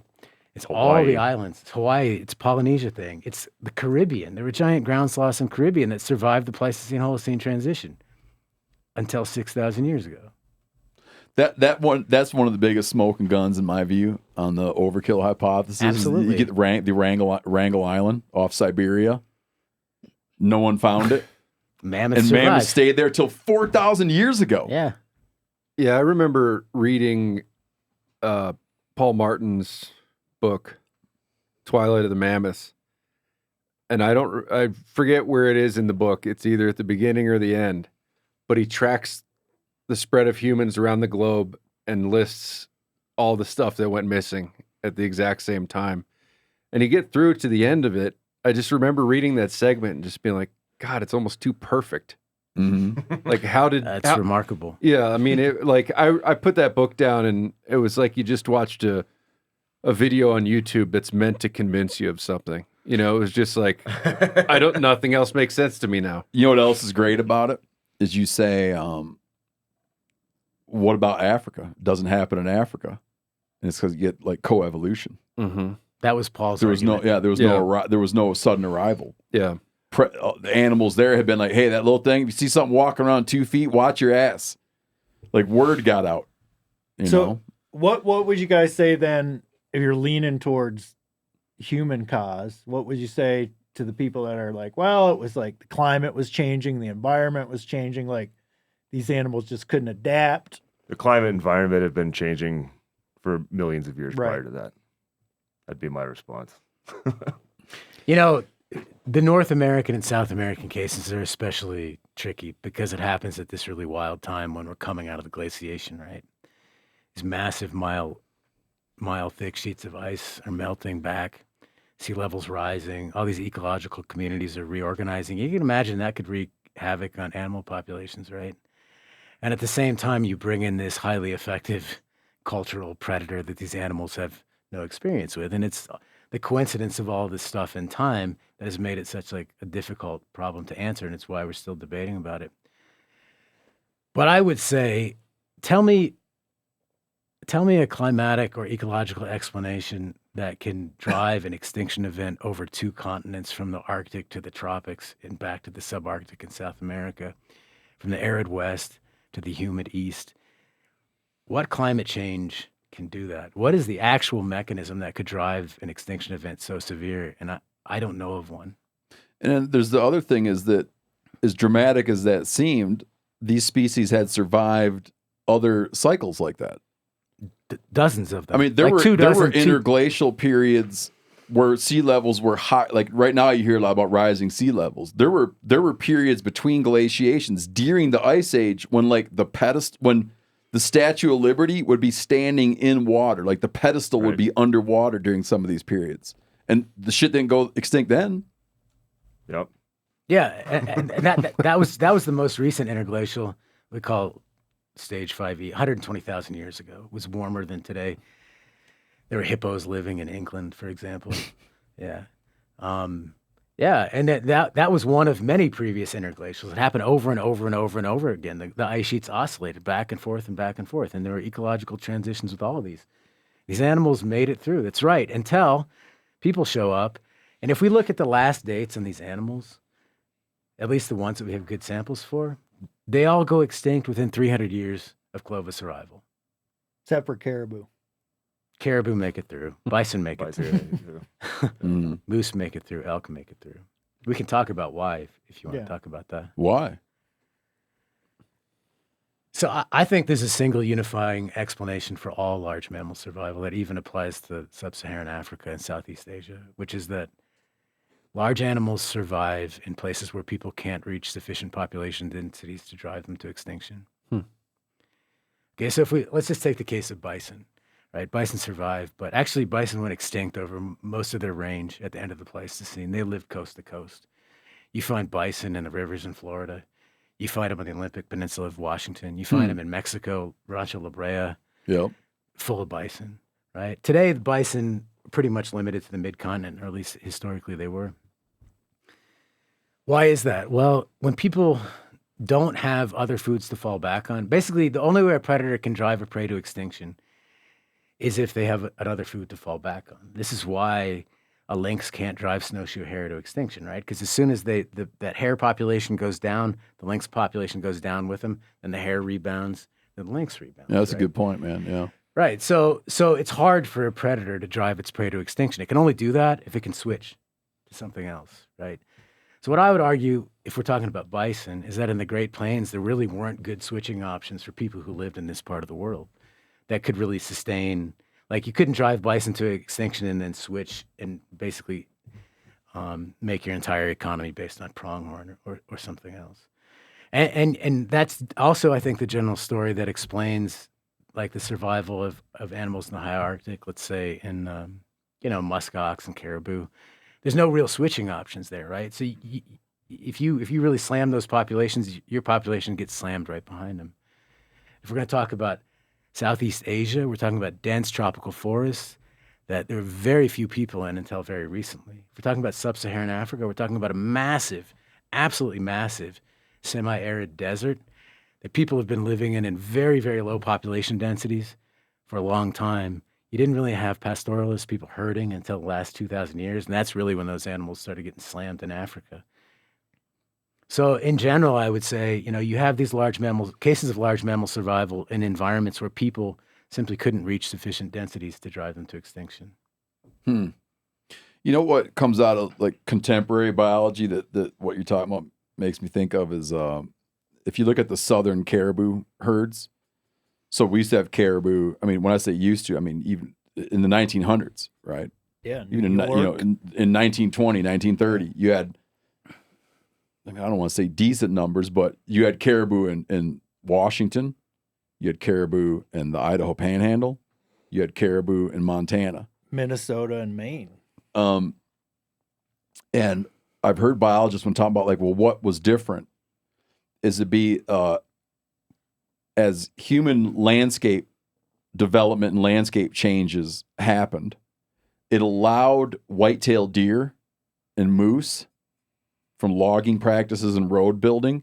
It allowed white-tailed deer and moose to move into these areas, and it made it that wolves could sustain themselves because in these areas they had like very limited number of caribou and there wasn't like a wolf predation problem, and it was what you're talking about. There was nothing for them to fall back on. So as caribou numbers would dwindle, wolf pressure would just go away. But now wolves don't move out because they're still picking away on white-tailed deer. They're still picking away on moose. And any caribou that turns up, they're going to hammer it because they're always present. Yeah. That's super interesting. It's exactly what I'm talking about. You have to have something to fall back on. Yep.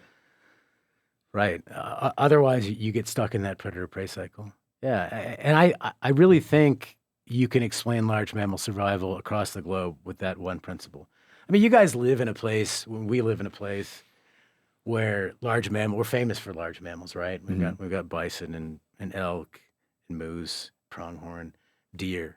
Why are these spaces famous for large animals? Well, because there's hardly anybody who lives here, right? That's really always been the case in this part of the world, the Rocky Mountains, because it's high, it's dry.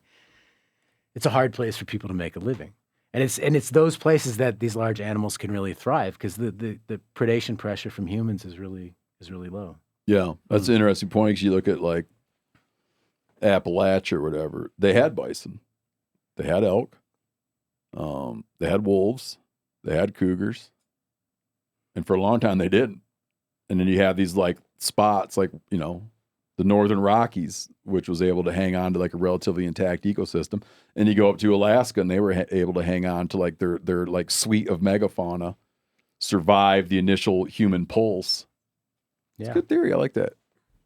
What percentage of people in your field believe in the Blitzkrieg hypothesis, and how has that changed during like your career?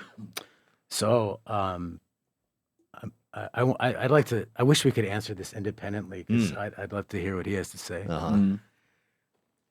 You ask him to You go can both get- write down a number. First thing I'll say is that when I was in graduate school, Paul Martin, who's the real champion of that, was a friend of mine. He was retired. He was really nice to me, and I'd go up to his office and I'd argue with him all the time about this. I didn't believe in it at all until I left and did some science, and I ultimately decided Paul was right. It wasn't because he was nice to you. It was not. No. Okay. When I wrote a review on that Twilight of the Mammoth for Dan's class, I remember, you know, you'd write the book reviews and he'd write a couple sentences at the bottom. And I'll always remember this. The first thing he wrote on there was, Paul Martin was a delightful dinner companion, and I've enjoyed many evenings with him. He was a great guy. I'm going to answer. I'm going to say somewhere between 1% and 2% believe this. Oh, Wow. What? What would you say, Spencer? No. Yeah, I mean, That's it? you're talking to an endangered species here, Steve, right in the studio. so the number's going down, you think? You know, the point you raised of where's the evidence? Like, if people drove horse to extinction, why do you have 2 horse kill sites? Is a argument that really resonates with a lot of people. They don't really. I would say a lot of people haven't thought about the nature of the sample and the sample size that we have. Yeah.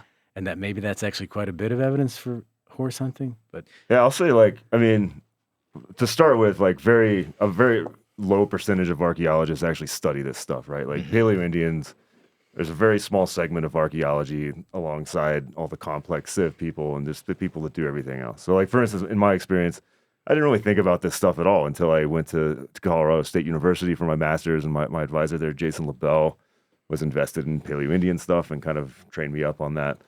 But even then, I was like, you know, that sounds good. Like, Monteverde looks solid. All these Pre-Clovis, we need to be going out there and digging deeper, I guess. And it really wasn't until Todd brainwashed me at Wyoming. But it is true that when you actually buckle down and start thinking critically about this stuff and really invest your intellectual energy into understanding it, it just kind of comes into focus. I mean, it's really obvious to me that Clovis was basically the first people, and they drove the Megafaunal to extinction. But I don't think that that's a very popular view for a number of reasons. I mean, one, it's just a small percentage of archaeologists that are invested in this stuff. And then among those that do, I just got to say, like, archaeology prioritizes discovery and newness, right? And we can't really escape that. I do. I love discovering stuff. And so everyone's constantly wanting to push it back. And I think there's a little bit of wishful thinking there. Like, did we really find the oldest? It's kind of a bummer, right? It's like an existential crisis for people that have invested a lot of their time and energy into finding the oldest thing, to be like, well, we did it. Now what? It's a bit of a bummer to some folks, I think. Now, if the number is 1 or 2% of that 98, 99%, how divided is that block of thinking? Like, are they in terms of the cause? Yeah, like are there? Could you subdivide that quickly into a couple different camps, or what's I'm just curious about the.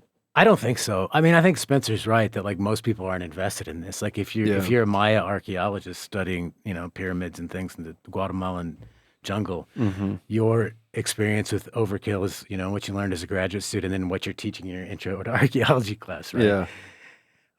I would guess that most of those people believe there's some sort of climatic and ecological explanation. The other contenders, by the way, is something called hyperdisease. Have you heard about this? Yeah. The idea. What about that it was just like a combination of factors that all hit at the same time? That's a really good point, right? Like these are not what we call mutually exclusive. They all could be operating simultaneously. And there's a fourth contender that is who's that dude that's real into those little microblasts or whatever he's microglass? Richard Firestone was the original guy. You know what's funny? I did a tour of the Lindenmeyer site. Yeah. And the day I was at Lindenmeyer's a big Folsom site. I'm just telling the audience here. It's kind of cool because it's right on it's north. It's between Denver and Fort Collins. North of Fort Collins. Is it north of Fort Collins? And it's they argue, a huge Folsom winter campsite. And some people argue that this sounds a little out there, that because of the rock faces on the mountains, it's easy to explain where it is. And that you could have had, that this might have been a place where Folsom hunters from all across the Great Plains, you could say, no, just follow, you'll know. Look for the big white slash on the peak. And if you've never been there, that's where we'll be. Sounds fanciful. So the guy that came up with that idea, I think, was my master's advisor, Jason LaBelle. Oh, okay. I believe him. It's a big exposure, a White River group up there. It's visible for miles in every direction. And it's right at the margin of the high plains in the Colorado Piedmont. It's kind of at this ecotone.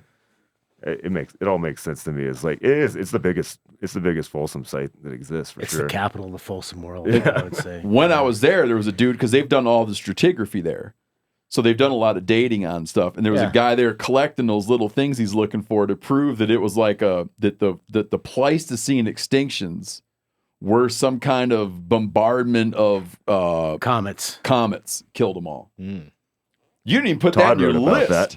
What? I did a study of that. Actually. Okay, tell people about that idea. Oh, go ahead. Well, comets. Okay. Then we can get into the Brody's idea about a bunch of shit was happening all at once. I think it was 2007. This paper was published in what we call PNAS. Proceedings. Sounds like a rap. Proceedings of the National Academy of Sciences, PNAS. Where they had taken these collected sediments from a bunch of terminal Pleistocene, end of the Ice Age sites. And they would take these sediment columns. So they just collect sediments, in very fine intervals through sort of the Pleistocene Holocene transition. Oh, what year was this going on? It was published in 2007. See, that's when I was there. All right. 2006. I was there around 2005, 2006. So they found consistently at a certain time point, I want to say 12,700 years before present, approximately, they claimed to find high concentrations of weird things. Those things included little tiny metallic spheres. They called them titanomagnetites. It's like iron oxides with titanium. Little tiny spheres like the diameter of your hair. They said they had high concentrations of magnetic particles. So they would literally like put this sediment in water and then run a super strong magnet through it, collect the magnetic particles and count them up through these sediment columns. They say they'd peak right at this horizon. They did the same thing for what are called platinum group elements like iridium that's used to identify the extinction of the dinosaurs when that meteorite hit, and there's this high iridium concentration. All this weird stuff. And a lot of us who had been digging sites like this and digging through sediments of this age were like, oh my God, it's all this weird extraterrestrial stuff that we had never seen before. We've been digging through it our whole life. I just wanted to see it myself. And I was working on a site at the time, and I had friends who were working on sites where we could collect these samples and just replicate, do what they did and replicate their analyses. And we failed to replicate any of them. We didn't find high concentrations of microspherules, magnetic particles, or platinum group elements. Completely failed, for what that's worth. Where does that idea stand right now? Is it fashionable in your community? No, No. it's complete. It's funny. You know, we thought that the early kind of pushback against it would make it go away. It does. It didn't. They're still publishing papers in support of it. And I would say the vast majority of people in geology and archaeology don't take it seriously. I mean, a massive extraterrestrial impact that drives an extinction over 2 continents doesn't leave like a whisper of dust. There ought to be like massive geologic evidence for craters and tsunamis and fires, and it's just not there. If it's 2% right now believe in Blitzkrieg, what was it 20 years ago? And what do you think it'll be 20 years from now? That's a good point. That's a really good question. When I break down these arguments and you kind of look at the timing, I would say that we're like in a post-Clovis first world longer than we were ever in a Clovis first world at this point. The Clovis first paradigm was basically like, let's say 1973 with Paul Martin's paper. That was the height. Up to that like was the pinnacle. Up to basically like 1997 when Monteverde became accepted as a pre-Clovis site. That was kind of like the Clovis first era. Ever since Monteverde came out, it's basically just been gaining more acceptance that there was stuff before Clovis. So, you guys are an endangered species. You're like the guys at the record store saying there's no good music anymore.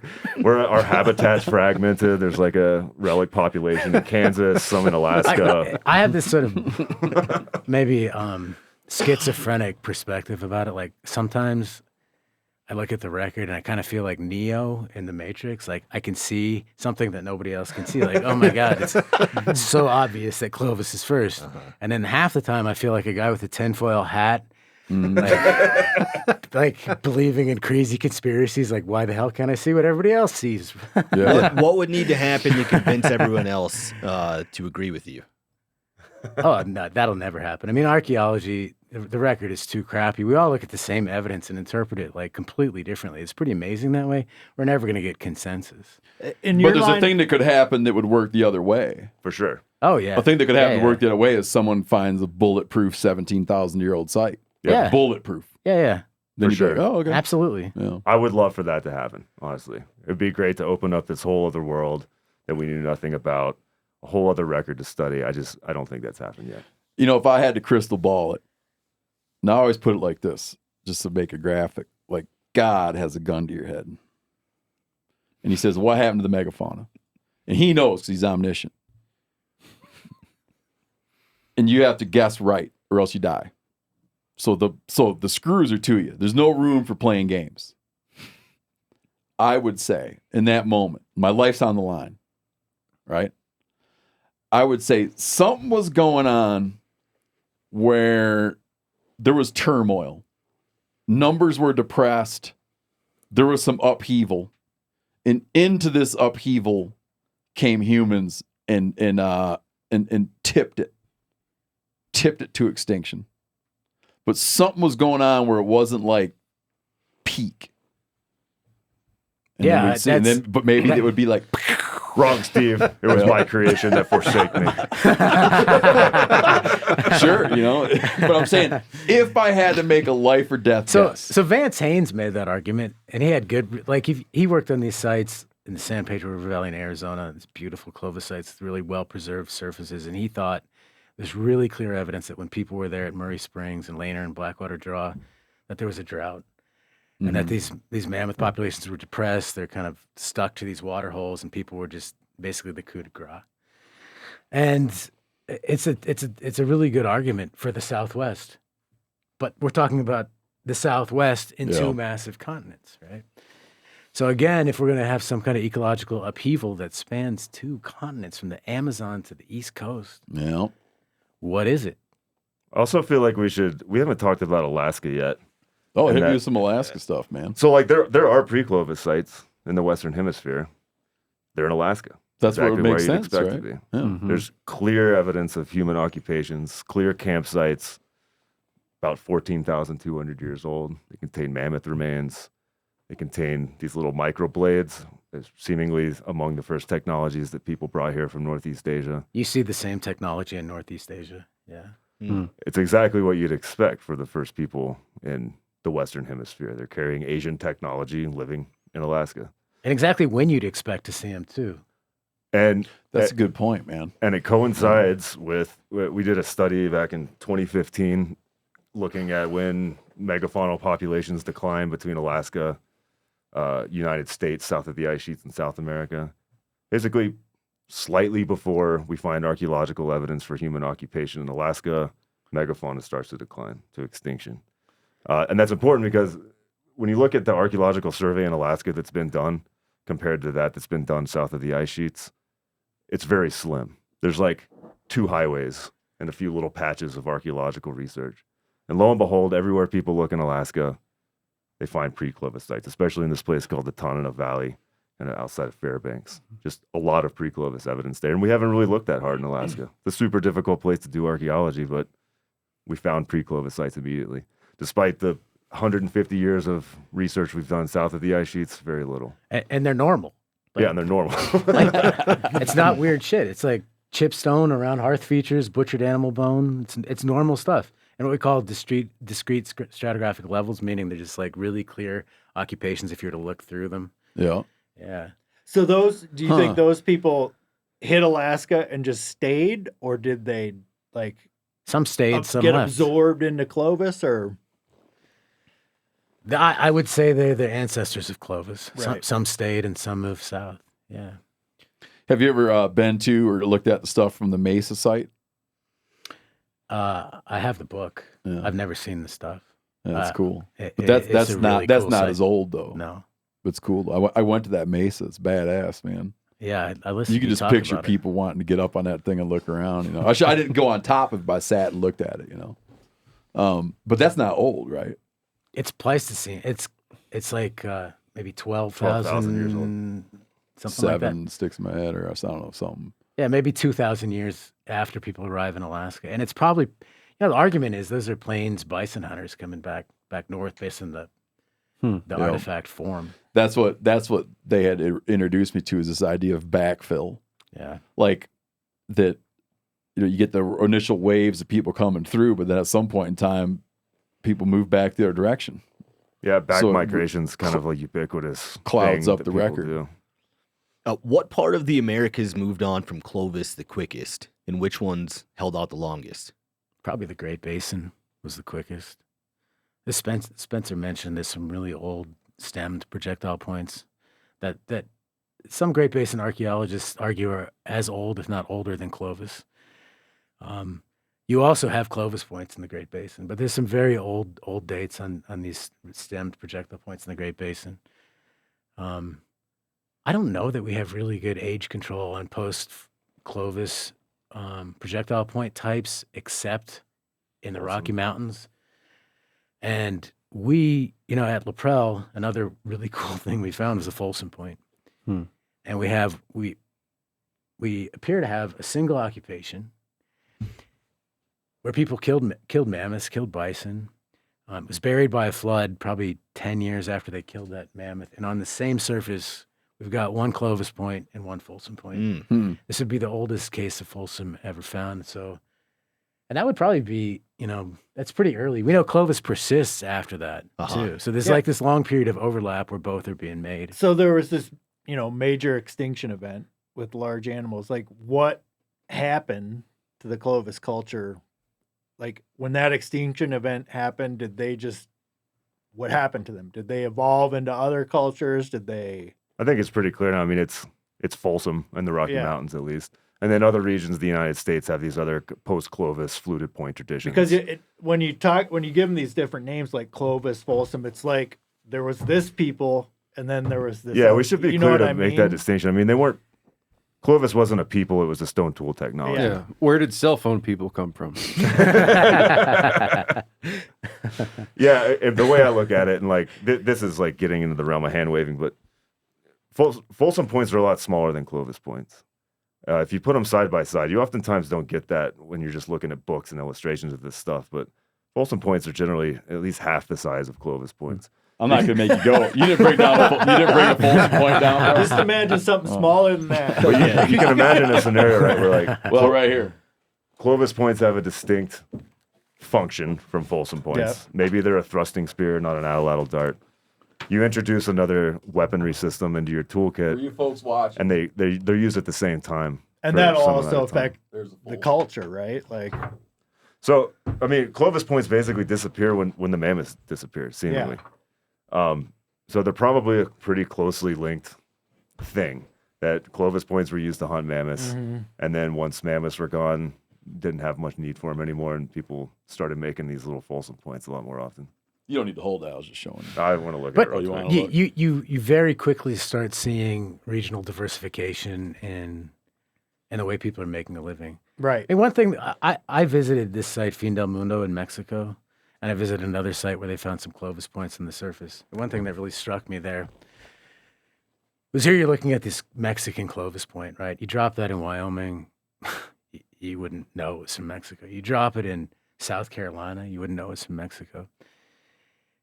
And they find them, right, with these gomphithers, with these elephants. But in this same site, which is this really highly eroded surface site, I'm seeing marine shells brought in from the Gulf of the Sea of Cortez and ceramics, right? You start to see this super regional specialization. But in Clovis, everybody's doing the same damn thing everywhere. And it's really, really striking. You go to Missouri at the Kimswick site, you've got a dead mastodon full of big Clovis points. Mexico, Wyoming. Dudes had it figured out.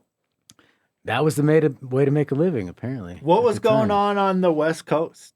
You know, with the Kelp, you had the Kelp highway theory. Like, what archaeology is there at the same time as Clovis? Yeah, that's a really good question. So the first thing I should note is, you know, the coastal migration thing has been around for a long time. The idea has been around since at least the 1940s, that this was another way to get around the glaciers. It really became in vogue in 1997 when Monteverde was accepted to be pre-Clovis and real, because the argument was, in order to get them down there that early, the ice-free corridor simply wasn't an option, so the coast had to be the case, right? So ever since then, like, everybody has assumed it's the coast. I should say that these, again, aren't mutually exclusive. Yeah. You could take both Right. routes, right? Right. But there's been a huge amount of work now on the West Coast because of that, because everybody's kind of assumed that's the entry point. And my understanding is that there is very little archaeological evidence from the Pleistocene at all. Like, you're not seeing different technologies at the same time as Clovis was going on, or We don't really have anything Clovis age over there. The closest thing is maybe on the Channel Islands of California. There's very early, humans are getting out there pretty early. I don't think there's any weaponry associated No, with it. there's some though. really funky points out there, but that stuff's kind of hard to date because you're dating often marine shells. And there's a lot of old carbon in the ocean, so those dates tend to be too old. There's a very famous human remains from, Prince of Wales. well, not, you're Not thinking that. about Alaska. No, I'm talking about on the Channel Islands. Oh, yeah, no, I've heard about Arlington Springs woman, but she had a lot of marine resources in her diet, which means the dates are too old. But it was kind of like, it was basically a Clovis age date before you did the correction for that. But we really don't have a good sample of dated stuff from the Pacific coast. I will say there are Clovis points that have been found basically on the beach. There's one from an island off the coast of Mexico, a Clovis point. But you're also looking for sites in coastal rainforest. Yeah, it's a really challenging environment. That's You know, right. you know what makes me optimistic though is I was with the geologist up there who works in Alaska, and you know you always heard when people talk about the kelp highway theory or the coastal migration theory, everybody's like, yeah, but all that stuff's underwater. But he has these shoreline maps. Tons of it's not because of isostatic rebound. That's right. So when you had all that ice on top of I'm not telling you, I'm telling folks at home. When all that ice was laying on the earth, it's so heavy that it pushed the crust down and sank it. And there's still like seismic activity in Southeast Alaska from as the ice melted off, the land pops back up. So when you look at these shorelines, it's this like it's this wave like undulating thing where some of that ice age shoreline is 100 feet up the hill. Yep. So it's like there could be stuff there. Well, I mean, yeah. I mean, like what I'm saying is you can't just say, well, it's all underwater. Yeah, I have no doubt that there's some archaeology underwater. I think it's been proven. Well, they there is. found some underwater, but I'm saying it's not uniformly all at the same depth. It's like a real hodgepodge of like, you know, the geological history is a real hodgepodge of stuff that's way up in the forest or down underwater. So what I'm saying is I might find me an old ass site. Well, there's that notion, right, that some of the isostatic rebounds kind of kept some of these coastal areas above water, but also why would you expect that people would never maybe go inland for a night and form a campsite, right? I mean, basically the assumption is that follow people a river out. When I'm at my a salmon. people are just living on the beach, because that's solely for all. living on the beach. Yeah, dude, have you been there? The beach is nice sometimes. Like, it's not that it's nice. It's an overwhelming abundance of food. It's not easy to get. Easy to get. It's in the water. It's shit. No. All right, but Dude, listen, I'm telling you, get into the shellfish and the salmon. Go talk to anybody that lives there now. All right, but picture yourself at the end of the ice age, and you know you come down into Seattle, and it's like, oh, we could live off shellfish and ignore these mastodons and bison. Yep. Or we'd go after these big animals. What do you do? Shellfish don't hurt you. But they've had coastal they've had coastal cultures there. They've had coastal cultures there continuously. I get that's the who argument. were always more abundant than interior peoples. And even many of the interior peoples, if we go to Alaska or the Pacific Northwest, many of the interior peoples are still reliant on anadromous fish, like marine resources. You can't ignore it. And that part of the world is a good reason why you do that now. Yeah, I'm saying in the Pleistocene, that's probably not your best option. Also, if we're talking about that, look, let's look at this. It's our first real argument. Let's look at let's look at this idea. People have thousands of years of coastal adaptation. Where's that in the archaeological record? That's an assumption. Yeah. 2, people are living at high population densities. Where are they? Why can't we find them? Yeah. 3, we don't really see intensive use of marine resources until, let's say, 4,000 or 5,000 years after Clovis in that part of the world. Yeah, part of that is sea level rise. But still, you know, I think part of the success of the Kelp Highway hypothesis is that it's a good marketing campaign, and I want to rebrand the ice-free corridor to the Meat Highway. Oh, Meat Highway, man. Yeah. I was pretty enamored by the Kelp Highway thing too. I mean, it's a really elegant theory. I'm really not shitting on it at all. It's a cool idea. It makes a ton of sense when you think about. I mean, plus here's the thing: you can like the life in kelp beds, and then you can eat the kelp. I mean, it makes sense until you look at the evidence. But also, like, you mentioned meat versus shellfish, but what's saying that they weren't killing large marine mammals? Yeah, in fact, that if there's a coastal thing, that's what I think they would be doing. Right. Is focusing their effort on large marine mammals, mostly, you know, seals, maybe some whales. Yeah. I'm being reminded of like Ben Potter's study, that obsidian sourcing study. You probably know more details about it than I do, but basically, an archaeologist in Alaska, a great archaeologist out of Fairbanks, named Ben Potter, did a big obsidian sourcing study of all the oldest sites that they know about in Alaska. The hypothesis was basically like, if people were tied to coastal regions, then we should have coastal obsidian in these sites, because there are obsidian sources kind of right on where that corridor would be. Okay. Lo and behold, every single piece of obsidian used in these oldest sites in Alaska, the people that are the ancestors of the first Americans, they're from interior sources, from mountain sources in the interior of Alaska. And really no evidence that people are utilizing the coastal regions of Alaska. Son of a gun. Well, I'll settle on this. If I took your ass and dropped you off somewhere on like wherever, okay, some remote area in Southeast Alaska. I've been there. Well, and you know what? You know where I wouldn't wind up finding you? Up in the mountains. That is I would find you true down today. on the beach getting fat off kelp, greenling, and clams. Until I got enough expertise to effectively hunt bear and caribou. Dude, that's a great point. Yeah, no, I got you. No, what you're saying is good, but it is an enticing idea. And then I don't want to go too deep in this, but then I don't know if you know, like Meltzer's whole deal with going up and all that, the whole trying to figure out, is there any kind of like plant pollen evidence of an ice-free corridor? And so they go up to these places on the out, where the ice-free corridor supposedly existed. And they go into these ponds and pull up sediments and try to go find sediments that would be at the right time. So you go 13,000 years ago, and you'd be like, okay, show me evidence at 13,000 years ago that there were mammoths and vegetation. And he's like, it's a rock garden, right? It was water and rock. Yeah. But I don't know. I don't know. I'm just saying how he explained it. I never read anything about it. In terms of the availability of both migration routes. Yeah, was there a green, verdant, ice-free corridor? There is now, right? So at some point there had to be. And the question is, when does that go from being a barrier to something that humans can actually traverse? That's a question for both migration corridors. And it's a really challenging thing to answer. Because, if we're thinking about a 10-mile space, we can study that by drilling a core in a lake and studying the DNA or the pollen out of it. We're talking about something that's 1,200 miles long.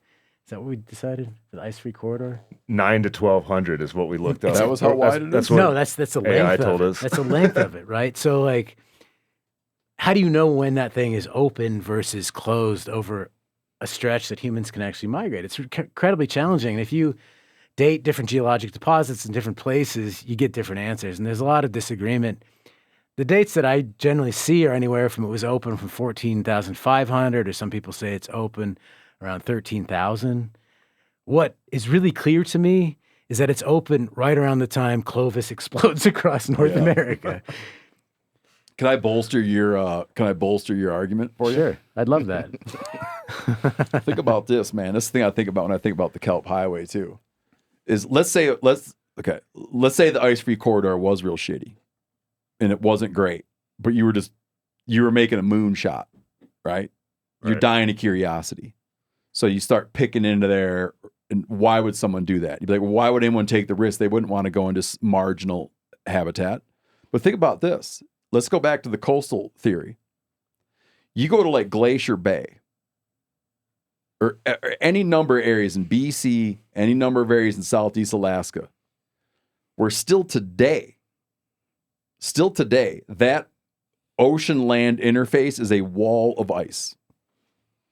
So people coming down in a boat had to have been okay with the idea that, it's true. As far as they could see, it was a wall of ice. Mm-hmm. Yeah, absolutely. As far, and they would have had calving glaciers, and it would have been like, let's go. In the North paddling. In the North Pacific. Let's check it out. Yeah. So there has to be a thing where someone's so dying of curiosity that they have to have the faith to be like, I have a feeling. I don't know why. I just have a feeling that if you go and in 30 miles, maybe we'll find a place where it's not a 100-foot wall of ice. Yeah, on the beach. The elephant in the room is also that it would have required a pretty sophisticated technology of maritime travel, right? That we really don't have any evidence that existed at that time. They found Australia, though. That's a much smaller task than circumnavigating the Pacific Ocean. The North Pacific. Yeah, Australia, we're talking about maybe 50 kilometers of tropical that was water. Yeah. No, chip shot swim that.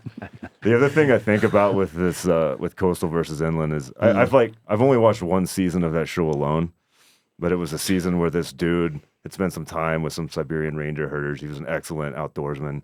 Ended up building a drift fence and killing a moose on this show and subsisting off this moose. And all the while, there's somebody else on the show that is just meekly checking a little fish trap every day, and they're getting out these little graylings or something and just starving to death, eating these tiny fish while this dude's sitting high on this fatty moose meat. Man. And that guy devoted his energy towards the correct endeavor, I would say. And Dude, he won that season. Yeah, but you're not. If you could string up a net and catch 100 salmon in one go. You're not thinking of salmon runs. You're not thinking of clam beds. It's two different arguments. What people did, I don't know. But you're not thinking of clam beds, you're not thinking of kelp beds, and you're not thinking of salmon runs. All these things live in the water, in really cold water. No. You got in that area, You're you saying got 20 low tide clam beds. Yeah, but there's a 20-foot tide swing. You could walk across a mile of some of that stuff without hitting water, you know? It's nothing but food.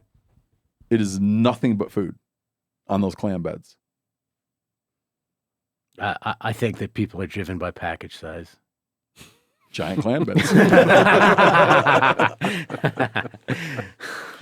I don't think it was there's a lot to it. There's a lot to it, like the date stuff, but the food abundance thing, I think that the food abundance thing, I think, is overwhelming amounts of food.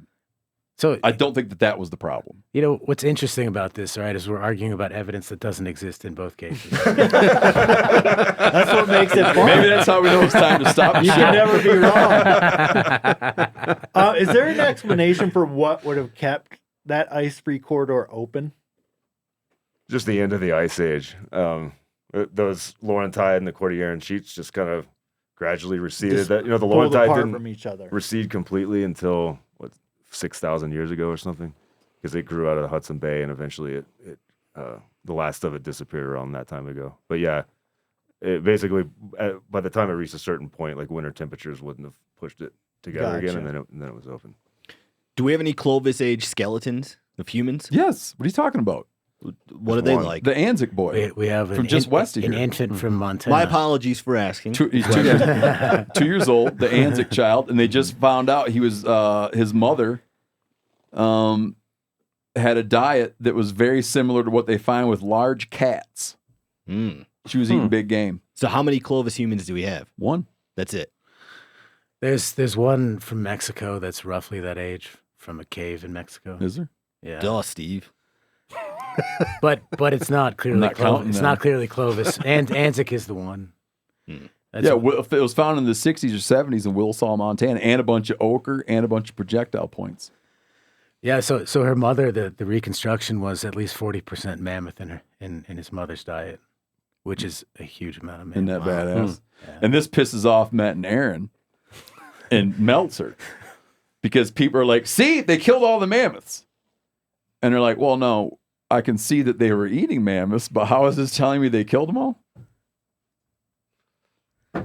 For the record, we like both Metin and Meltzer a whole lot. So, and it's good to contextualize, like, we're literally talking about like a couple thousand years and maybe a half dozen sites of disagreement, right? It's just that those couple thousand years and half dozen sites have really big implications for these two issues about how people got here and whether or not they killed off these animals. And so that's why we talk about it so much, right?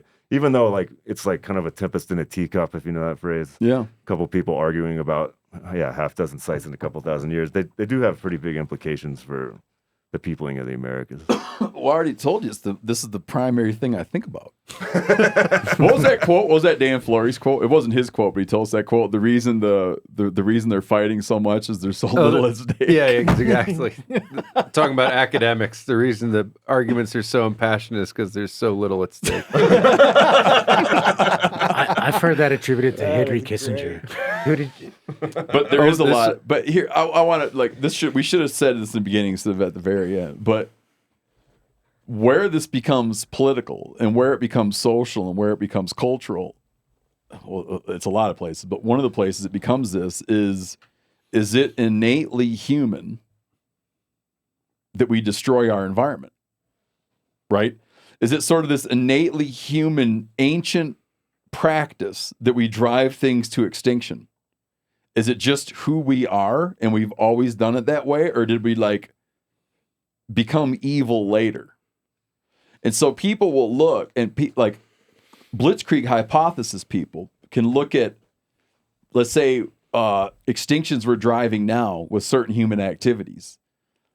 Isn't it nice to be able to go like, oh, we've always done that. What do you think happened to all the mammoths? There's nothing new. It's always how it's been. Just because something's universally human, which I think that tendency is, doesn't abdicate us from moral responsibility to deal with it. No, of course not. Like slavery is inherently human. It's a universal practice that because we live in a liberal democracy that decided it was a bad thing, we got rid of.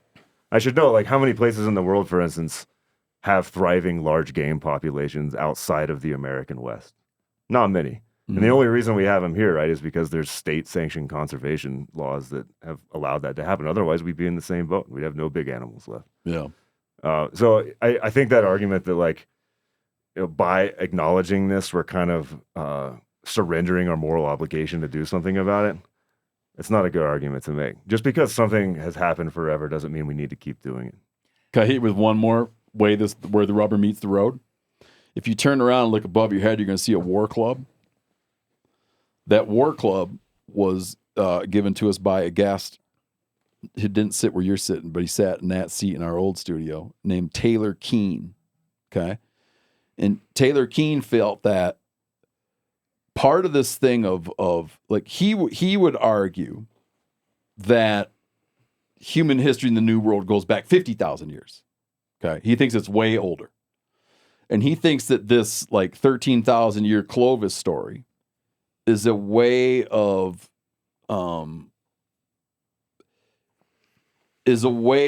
he thinks it helped fuel Manifest Destiny to say, well, they haven't been here that long. Like the people we're displacing are new arrivals too. We're just another new arrival.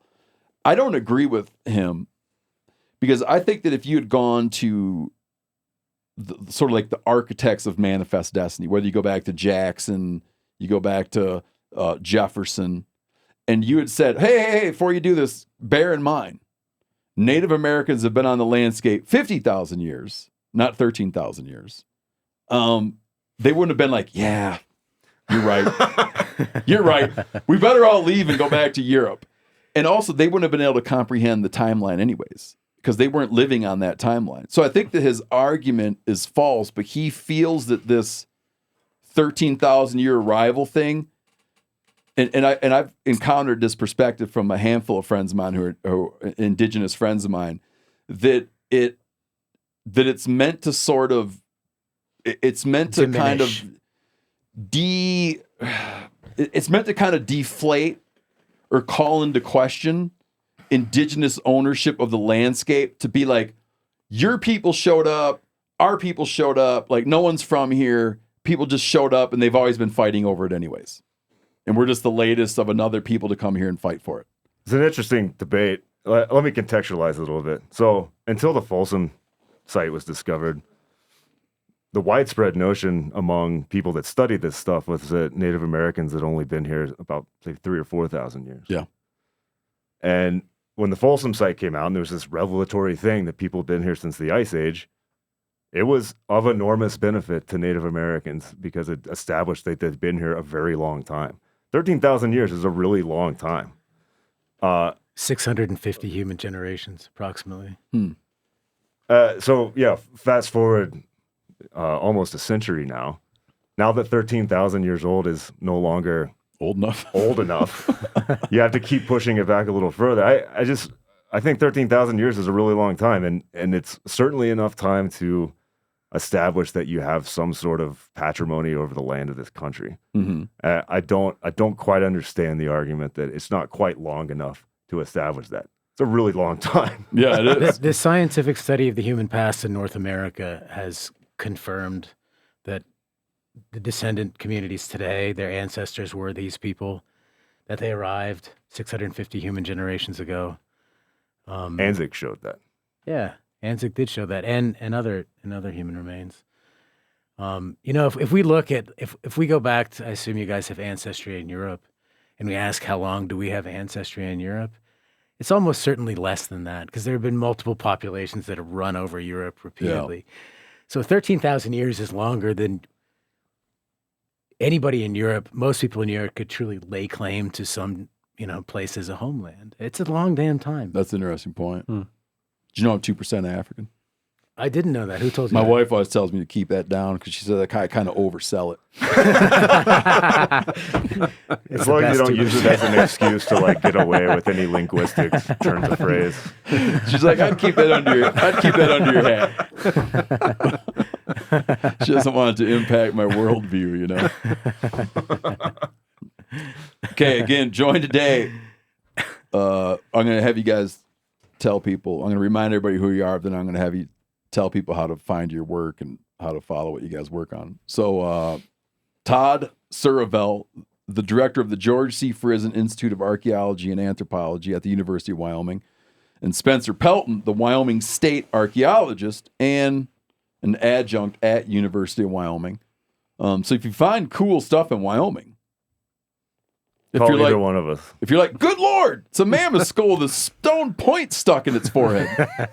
I'm gonna get so many photos Call- of rocks off of this. I gotta tell people a story. So I walk into Spencer's office, and the first thing that greets me, just laying on the floor, is the end of a giant dinosaur femur. So I said, "What's that?" He goes, "That's a rock." And I said, "Oh, I thought it was a big dinosaur bone." He said, "That's what the guy that brought it to me thought it was." And then he said I could have it if I wanted. The guy that brought it just left it there. So it was or was He's not like, a yeah, dinosaur? it was not. It was not a dinosaur. No, the dude that brought it is like, yeah, never mind. But it was a very convincing dinosaur I've got bone. like For a- not being a dinosaur bone, it was very convincing. It's an 80-pound paperweight. It's just sitting there it's sitting there on his floor. It's not in the collections. He didn't ask you to come out to his truck to look at it first. Like, come Put it on a on, little bring it in. Wheeled it in. Oh, I would have been so excited. This thing, I would have been like, holy cow, man. Now I got it. Now I'm rich. So how do people find your work? Like, what should they check out? I have one of your books upstairs. You do? The Badger. Well, I just got it. Barker Gulch. Yeah, I had to buy that sucker. I brought one for you. Oh, you did? Damn. Yeah. Bought it on Amazon. Search my name. You can find my website. Spell your name out. Surovell, Surovell. Okay. I do want to say that my job as director of the Frizen Institute is raising money to support archaeological research in our department, mostly of other people, students, faculty, people like Spencer. So if you're interested in supporting the last dying breath of Clovis first archaeology and people who believe in Pleistocene extinctions, search the Frizen Institute. We're happy to take donations. Every dollar goes to research. Oh, excellent. Yeah, you can just Google me too. I've got some talks on YouTube. I got a ResearchGate page where all my research goes. Also write a newsletter on Substack called Social Stigma. It's about basically political issues in archaeology and anthropology. That's free if you want to subscribe to that. Well, that's interesting. Good. All right, thanks, guys. Appreciate you coming on, man. It's been fascinating. Yeah, thank you. Yeah, it's Thank great. you.